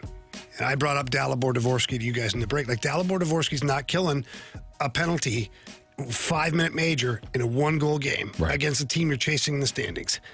Just put him in the box. Because then when the penalty expired, even though the penalty's over, you are not allowed to put a player on from the bench. The player has to come from the penalty box. Well, there's no player in there, so guess what happens? You continue to play shorthanded, which the Blues did for like another 20, maybe 30 seconds. If the Mammoth would have gotten control of the puck, gotten into the zone, and started to snap it around, could have been another minute and a half on the penalty kill. And then imagine you give up a goal at that point, having killed off the 5-minute major. Right. So, yeah, I'm not sure if they lost track of what was going on, or if they really just thought there was going to be a whistle. For me personally, just the way I like to do things, just put somebody in the box. You've got enough guys on the bench. You weren't short 7 guys that were out of the lineup or 5 guys in the penalty box because of a brawl. I believe Jim Montgomery's operating with his full bench, which, except for Torovchenko, who got thrown out of the game. At that point, just put somebody in the box. Or you're probably not going to play Mayu on the penalty kill or something. Right. Like just put somebody in the box. What's in the box? It could have got ugly, but the Blues killed off penalty, killed off the extra time, and got out of there unscathed. Yeah. Question number 2. From the Water Boy, I have a couple of post-college football season questions. 1, Anthony, we can't lose to Toledo. No. Where do you feel our chips need to improve the most this offseason? And 2, Jamie, is Mizzou's win against Kansas the biggest win they had all season? It is! It's literally they didn't beat anybody else. Like, I know that sounds terrible. Okay, let me pump the brakes for a second here. It was a big win for them, the Kansas game, although somebody that was nationally talking this morning said, at the time, Missouri thought it was a big win against South Carolina and Kansas. Turns out those teams were no good. That's what they said. Not you. Not me. I didn't say it. But, you could look at the Auburn game as a good win, too. Auburn, pretty good team. I think that was their best win. On the road. Probably their Auburn. best win, but, man, they won that border war. Yes, they did. And on a season like this, it's nice to have something to look back upon and know you Gotta celebrated celebrate your it. wins. Yeah, you Hey, celebrated you know it what? accordingly. You got right? you had 8 celebrations. Now I know why they celebrated it like that. Okay, Jamie, It's a big win. you were doing so well. You know what It's I'm a big hoping? win. That Now I'm on their side. There's a lot of coaches out there that would trade spots with Eli Drinkwitz in the Mizzou program. They would trade spots with him now. You're making $10.7 million. Not like he was struggling beforehand, but No. he's doing well. Illinois versus Mizzou in the bowl game. Who Let's says go. no? Yeah, but who's playing? Are they actually going to field the team? Or are we just getting all the guys with no decals on their helmets? Well, Jamie. I don't know. Why would you say that, Jamie? That's not like that ever happened. That happens every year, Carey, unfortunately. Sometimes. Cotton Bowl? Yeah, sometimes there. Okay. What? What are you mad at me for? I think, if nothing else, because these bowl games have become somewhat irrelevant, okay? Although we celebrate them like it's a big thing. Because these bowl games don't hold the weight that they used to, why not create create, an intense rivalry with Illinois Mizzou? It's Fastlane on 101 ESPN. We'll continue our Sports Six Pack with part 2 next. Sign me up.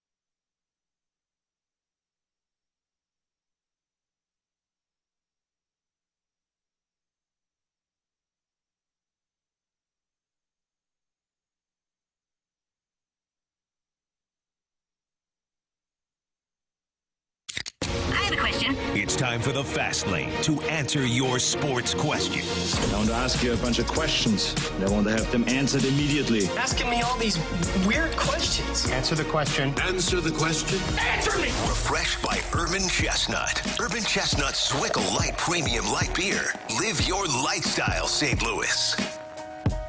Before we get back to the Sports Six-Pack, we have Floyd on the line, and Floyd is going to be matched with Carey Davis for December when it comes to Bet the Board. What's up, Floyd? Hey, how you doing? We're doing great, man. Appreciate you listening. Thanks for playing. So you got CD. Works for me. Let's go, Floyd. Let's get it done. He's confident on it. Yeah, we'll be better this month. Carey, he's locked in. I can see it right now. That's why he stayed home today. He's pouring over some of the plays for tonight. I definitely am. Yeah. He's sitting at home enjoying it while we're out here stuck in the snow. You know what I mean? Oh, wow. That doesn't sound like good teamwork, guys. You need counseling already. Sounds like Aaron Rodgers. Don't you hate on our brains. I'll get out here and run the slop. He got the brains. Yeah, there you go. Oh, wow. I like that, Floyd. All right, Floyd, good luck, man. Thank you. Appreciate it. Thanks, guys. Thank you. Love the show. Bye. We appreciate you. Thank you. All right, so Diane took Marsh. Kevin took Jamie. Chris selected me. And Floyd and Carey just got paired up. So that's the month of December. We'll bet the board here in a little bit. All right. Warm it up, Marsh. Question number 3. All right, so I've noticed that Carey. I'm about to. You're supposed to. He didn't. He doesn't even know who they are. No, he doesn't. Do the group that has their clothes on backwards. What were they called? Crisscross. They make you jump. Yeah. The Mac Dad will make you Jump. All right, moving on. Someone try to rhyme, but they can't rhyme like this. Someone try to rhyme, but they can't rhyme. I might fire up Crisscross on the way home tonight. If you do, you have to take a video of it. Go ahead, Marsh. Sorry. Don't take a video. Put 2 hands on the steering wheel. Oh, that's a good call. Yeah, I appreciate that. Drive slowly. Yeah. Yeah, it could be in the parking lot, though. That's fair. Yeah. You know? There you go. Yeah. Just make sure. Never mind. I was gonna say, make sure you're in the right parking spot, unlike Jamie was that one time. Yeah. All right. It's a good thing there was no sign there. There absolutely was. There every day. It wasn't where I wanted it. I wanted it right in front of me. Any sign that's not made by Jamie and marker doesn't count. It doesn't count. That's right. Yep. All right. So Carey and the 309 have been going back and forth about the Broncos, and the 309 is big on the Broncos. The question is, what are you seeing from Denver that would convince you that they can continue to win in the manner that they are? So what do you like about the Broncos, even though, their wins are very close? I think their defense gives you confidence that they can play with anybody. I think when you're looking at what the Broncos are doing, and Anthony, I think you'll agree, this is similar to what the Kansas City Chiefs were doing last year and how they were winning games. Just whether it was them finding a way or a team finding a way to lose, it just somehow or another they kept being on the right side of things. The only difference that I see from that team and this Broncos team is one got Patrick Mahomes and the other one doesn't, man. So I don't know how much longer you think this is going to last. I don't think it's going to continue to happen. So quit asking. Whoa. Like it's eventually your luck is going to run out. And I was texting the 309, and I think he said you all give a lot about your thoughts and how you feel about the Broncos. And I said, well, I think the Broncos are going to lose in the divisional round. Or, depending on the matchup that they have, Kansas City Chiefs, Buffalo Bills, they might lose in the wild card round because they might not be the first overall seed. So, good luck. I don't know what to tell you. You got 2 really good teams that are lurking around the bottom with 2 really great quarterbacks, and you might not even make it out of the first round with all of that great regular season that you've had. You might not make it out of the wild card round if you're unfortunate enough to not be the number 1 overall seed. Yeah. Okay. So this is what I like about Denver, because that was the question, right? One, I'm a big believer in Sean Payton. I think Sean Payton will give them a matchup edge when the time comes. Defensively, unless they're playing Mariota in the fourth quarter, defensively they have been stout this season. They're one of, if not the best. Well, I think Houston's got the best defense in the league right now. But Denver's in the picture. They just got Patrick Surtain back. They can go back to playing a lot of man coverage. Defensively, stout. Bo Nix is a bit of a wild card, but He's got some big-time weapons in Cortland Sutton and Troy Franklin. Franklin didn't have a big game last night, but he typically does. Got a couple of different tight ends in Troutman and Evan Ingram. Their running game, is fine. I think they wanted to have that dual. I mean, this is a typical Sean Payton running back carousel. He loves to use about 3 guys, so he'll use the running backs in different ways. So that's what I like.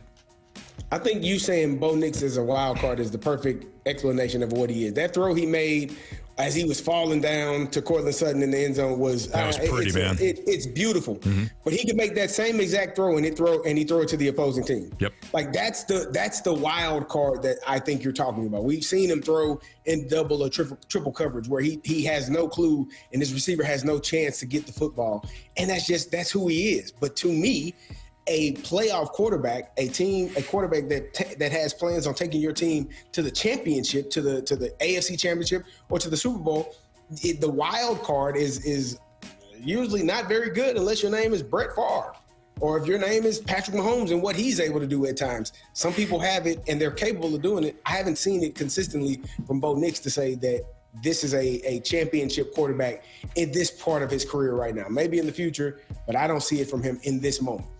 Fair. Question number 4. All right, we get a question from the 573 going back to Lane Kiffin. Do you think Lane Kiffin will leave LSU for an NFL head coaching job in the next 2 to 3 years? No. I think he wants to win a national championship because he's got more than enough money. He was in a spot at Ole Miss. I've made this argument, and Carey, you and I have talked about this. I've made this argument before. Ole Miss has got deep pockets, so they had NIL money. Why else would you leave? He's got money. He had the backing of Ole Miss. Why else would you leave to go to LSU? To win a national championship. He must think he's got a better opportunity to win a national championship at LSU than at Oxford. So if that's the case, if he wants to win a national championship, last time I checked, you can't win those in the NFL. So, and I'm not being flippant. I'm just saying I don't think he's going to leave. And I think Lane Kiffin's, he's had his NFL moment. Mm-hmm. Like Nick Saban. Like, some guys just don't belong coaching in the NFL. Urban Meyer. Like, you got like Raheem Morris. I agree. Raheem Morris. But I think that for Lane Kiffin, one, if he coaches in the NFL, I think he's overshadowed by, he's going to be overshadowed by certain players because the players are bigger than the coaches. I mean, unless you're Bill Belichick or Andy Reid, but still, you have Tom Brady, Gronkowski, you have Patrick Mahomes, Travis Kelce. Like, the players are always still bigger than the coach. Right. And I think Lane Kiffin likes to be the big dog in the park. I agree. And especially likes to be the big dog amongst like college kids, like the players. Knows for sure he is like the boss. Mm-hmm. Whereas he goes to the NFL, and I think he's like, okay, pal, what have you done here? Sure. I agree. To me, it's not. Is it about winning a national championship? Because he literally has a chance this season to do that. No, it's about money, which is fine. But he's got how much more? How much more do you need? I mean, he's a millionaire many times over. How much more? How much more is he making? Carey, you still there? Do you got us? Yeah, I'm here. I had it on mute. I don't know what I was doing. I saw you talking. I'm like, I'm going to just keep talking until I hear him. Talking to myself. I don't think it's about the money because, and I would have to look at kind of the contract structure of what Ole Miss was offering him in comparison. I think they were very similar. I believe they were matching it, Carey. I think they were. I think Ole Miss was matching what he was going to get from LSU. So in my opinion, it's not about the money. There is a real understanding in college athletics, similar to what you all tell me about the Dodgers and why the rest of baseball is ruined because they're the only ones that can win. Well, they're the ones that pay the most, and they find a way to get the best players. It's the same thing in college. Yeah, the NIL money could be the same, but if you got Ole Miss and LSU on the line, where are you choosing? Right, you're probably going to go where they have won championships, where they have had Heisman Trophy winners. Like, you want to be in those rooms with those people around that environment. So I don't think it's solely about the money for Lane Kiffin. Maybe earlier in his career, maybe it was about the notoriety. I think he really has kind of made a shift in his career in terms of how people viewed him. into what they view him as now. I think he just wants to win championships, and he feels like he has a much better chance at LSU than at Ole Miss. Even with Ole Miss being right where they are, it should be kind of telling what you think he thinks of where he is. Yeah, he wanted to finish it out, but he feels like the real opportunity is in Baton Rouge and not in Oxford. Well said. All right, that is our Sports Six-Pack here in the Fast Lane on 101 ESPN. That is Carey Davis, who will be at Genesis of St. Charles this Saturday. So join Carey Davis and 101 ESPN this Saturday at Genesis of St. Charles for an afternoon filled with festive family fun. This Saturday from 1 to 3, bring the whole family for the face painting, a coffee, and a hot cocoa truck, and a special appearance by Louie and the Blue Crew. You can even grab a photo with Louie in his Santa hat. That's going to be fun, Jamie. Always is. And Carey. Plus, Carey will have your chance to win 101 prizes, including a signed Blues puck. That's this Saturday from 1 to 3 at Genesis of St. Charles, located at 5601 Veterans Memorial Parkway. Again, that's 5601 Veterans Memorial Parkway. Get details at 101ESPN.com. Bet the board. The draft is over. It's time for our first pick in the month of December. Bet the board next on 101 ESPN.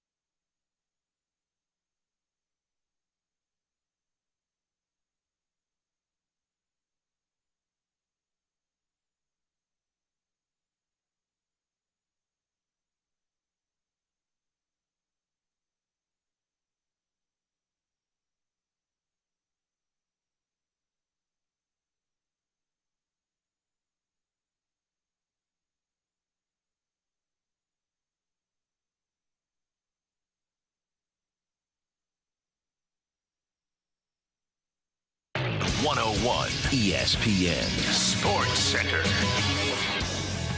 I'm Andrew Marsh. It's time for a Sports Center update brought to you by Saliga Heating and Cooling. No Jimmy Snuggerud tonight for the Blues. No Alexei Toropchenko tonight for the Blues. Snuggerud sidelined for approximately 6 weeks due to left wrist surgery. Toropchenko week to week after sustaining scalding burns to his legs at an at-home accident.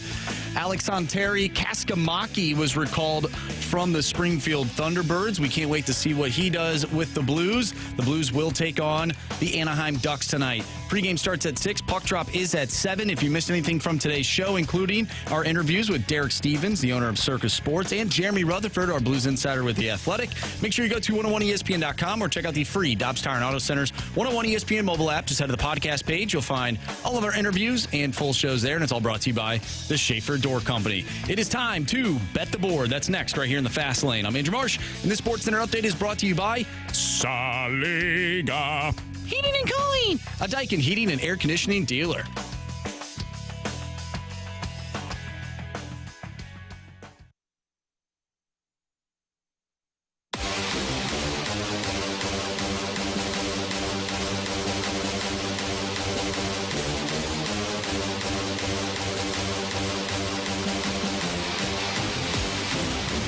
We have redrafted for Bet the Board in the month of December. By the way, congratulations to not only Andrew Marsh for winning November, but to Bethany. Nice. Bethany's going to get herself a 101 ESPN prize pack. So, Marsh, any thoughts on November before we move to December? Yeah, it was a good month. Good month for me. We'll hope to continue the trend. Okay, well said. Well said. Well, Marsh, without further ado, my man, you got honors here. All right. I'm looking at Jackson Dart, who returns tonight for the New York Football Giants. Now, maybe he should slide a little bit more, but I know he's going to run that football. Give me Jackson Dart over 4.5 rushing yards in the first quarter. And that is at minus... Oh, hold on a second. It just went down. Give me Jackson Dart over 3.5 rushing yards in the first quarter at minus 125. Really? Okay. Am I up next? That's correct. Did I finish second? All right. Give me Theo Johnson, the tight end for the New York Football Giants, to go over in receptions. The number... 4+, so that's minus 109. Let me just yep, okay. 4 more receptions for Theo Johnson, minus 109. 4 more receptions. Theo Johnson at minus 109. So me next? Yes, sir. Give me Stephon Diggs over 49.5 receiving yards at minus 115. I like that. All right. Ducks in town playing the Blues. Give me that first period over 1.5, minus 135. Okay. Going back to it, huh? Yep. No UMass game tonight, fellas. No UMass. Whatever, yeah. Carey. You seem to like those. Yeah. Minutemen. I thought it was a Hope crazy. you have a safe ride home, Carey. The joke being, of course, that he's already at home. I'm already here. Yeah. He's been at home. Absolutely. Andrew Marsh, you can join him this Sunday from noon to 2 at the Horseshoe in St. Louis. Horseshoe, St. Louis. Caesars Sportsbook is now live in Missouri, and you can download the only sportsbook app with Caesars rewards and start betting like a Caesar, including an exclusive offer for new users, plus a chance to win an epic trip to Vegas for the big game. Come check it out in person and hang out with Andrew Marsh this Sunday from noon to 2 at Horseshoe St. Louis, located at 999 North 2nd Street. Again, 999 North 2nd Street in downtown St. Louis. Get details at 101ESPN.com. You must be 21 or older and physically present in Missouri. Gambling problem, call 1-800-GAMBLER. You looking forward to that, Marsh? I am, yeah. It should be fun. You got the Sunday sports book available to you. It's going to be great. Good football. Who are the Vikings playing this weekend? They're playing the Marcus Mariotas. Oh, really? Yeah, unless Unless I have that wrong, I believe they're playing Washington, though. No, you're right. They're hosting Washington. Yeah, I would say it's a winnable game, but I don't know at this point. Right now, your Vikings are a dog plus 1.5. Marshy, we didn't get into it. I know you mentioned, and I don't know how much you want to get into it, but Max Brosmer, you ready for J.J. McCarthy to come back, or you just... did Max Brosmer play last week? Well, he was in uniform. He was on the field. Mm-hmm. Because he looked exactly like that guy with the number 9 on his uniform. No, Desmond Ritter. Oh, I don't want you dogging on JJ. No way.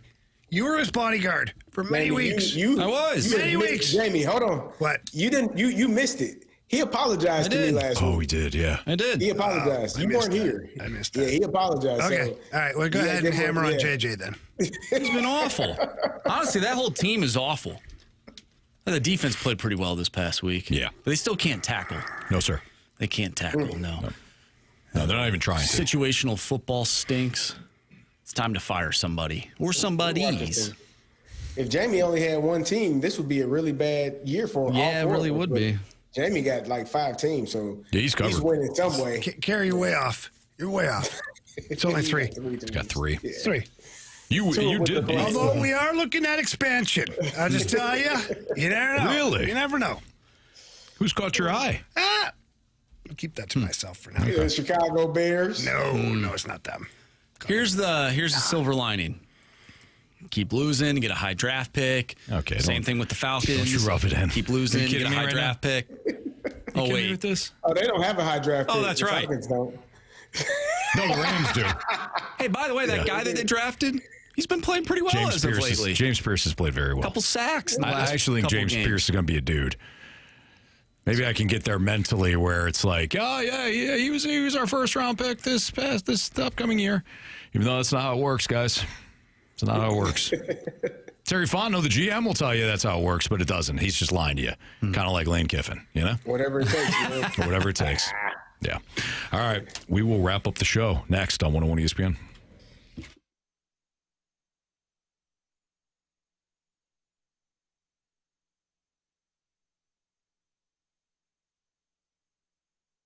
James Carlton here. Save money with me by leveraging State Farm's huge decrease in rates at carltoninsurance.net.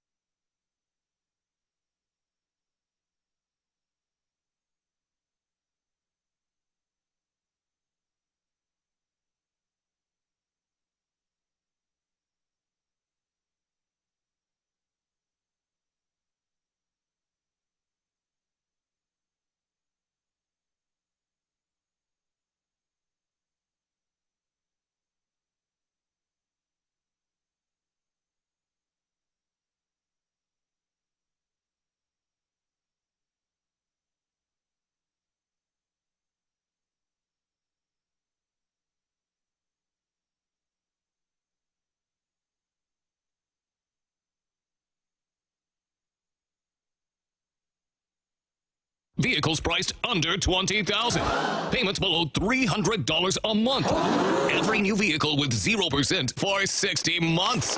At the Frank Leah Automotive Outlet in Bridgeton. It's not a dream. New and pre-owned vehicles, all with just $1 down. Only the best Chevys, Fords, Chryslers, Dodge, Jeeps, Hondas, Toyotas, Kias, Hyundais, Mitsubishis, even BMWs and Mercedes. Most come with a 7-year, 100,000-mile warranty. The Frank Leah Automotive Outlet has it all. Cars, trucks, and SUVs. Don't worry about credit. Just ask for credit amnesty. If you've got a job and a dime, you ride. We want your trade, regardless of make, model, condition, or balance owed. Vehicles under $20,000. Payments under $300 a month. Every new vehicle with 0% for 60 months. We have the vehicle fit almost any budget at the Frank Lita Automotive Outlet in Bridgeton. Yes, Lita.com. Yes, Lita.com. U24 Mirage, 19,675, done down, $290 a month, 72 months at 2% APR plus tax, tag title to qualified buyers.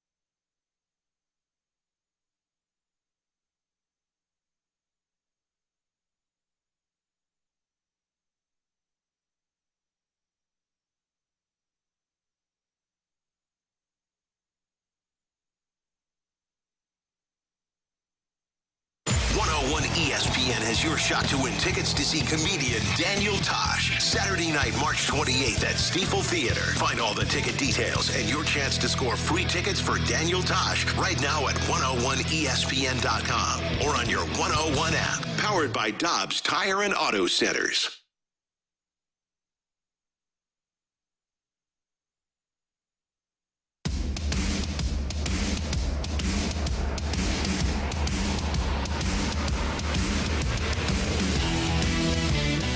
If you missed anything from today's show, you can always download the podcast available at 101ESPN.com or via the Dobbs Tire and Auto Centers 101 ESPN mobile app. All the podcasts brought to you by Shaver Door Company. Time to find out what everybody learned today. CD, what'd you learn? Yeah, I learned that Jamie told you a while ago to always go with your first mind, and Marshy thought about going with his first mind. So just always go with your first mind. Don't overthink it. Just do it. No, that's a good slogan. Actually. That is a good slogan. You should run with that. I should look into that. Yeah. Yep. Jamie, what'd you learn? Well, I learned this a long time ago, but really in particular, not even today. I learned it yesterday that you guys are just going to ignore me if I text something you don't like. Bottom line. You know, everything's fine. We're answering. Everybody's answering about the Pick'em Challenge. Who's got this? Who's got that? Blah, blah, blah. Hey, Anthony. Literally. Marty, hey, Anthony. How'd your parlay go? Oh, gee, Marshy just missed it by one. Oh, yeah, I forgot. Can I get my parlay in before the end of the month? Crickets.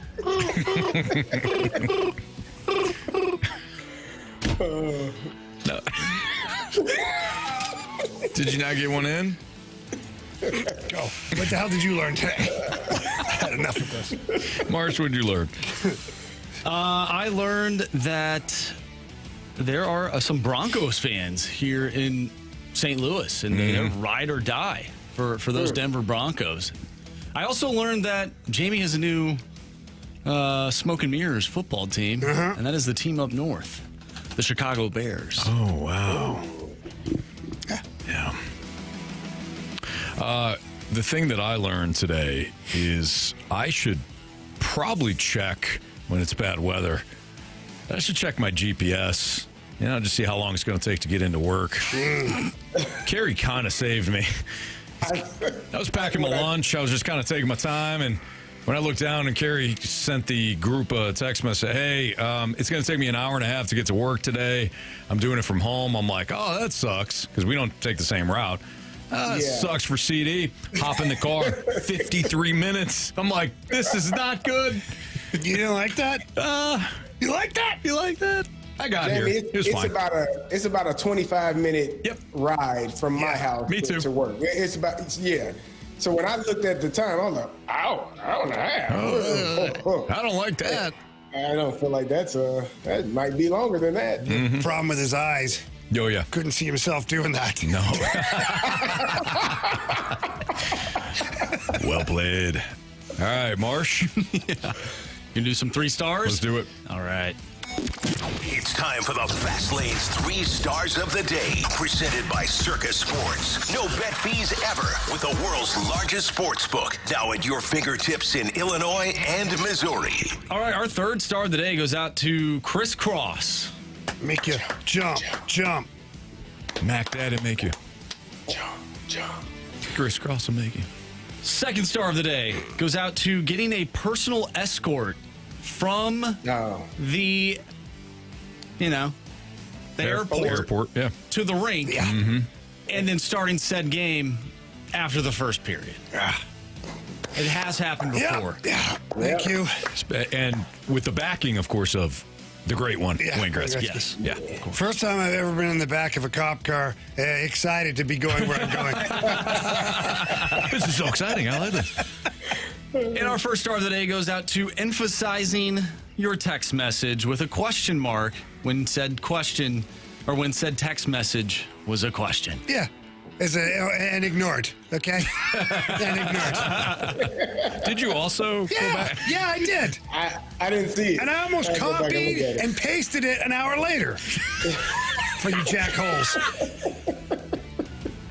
Check it out. If you were to throw a parlay, what do you? I don't know now, Marshy. Like a 15-legger. I would have picked all the winners. No, here's You're saying at 3:00. Here's the best part. I would have NHL games at night. Here's the best part. Even if we said, sure, go ahead, Jamie.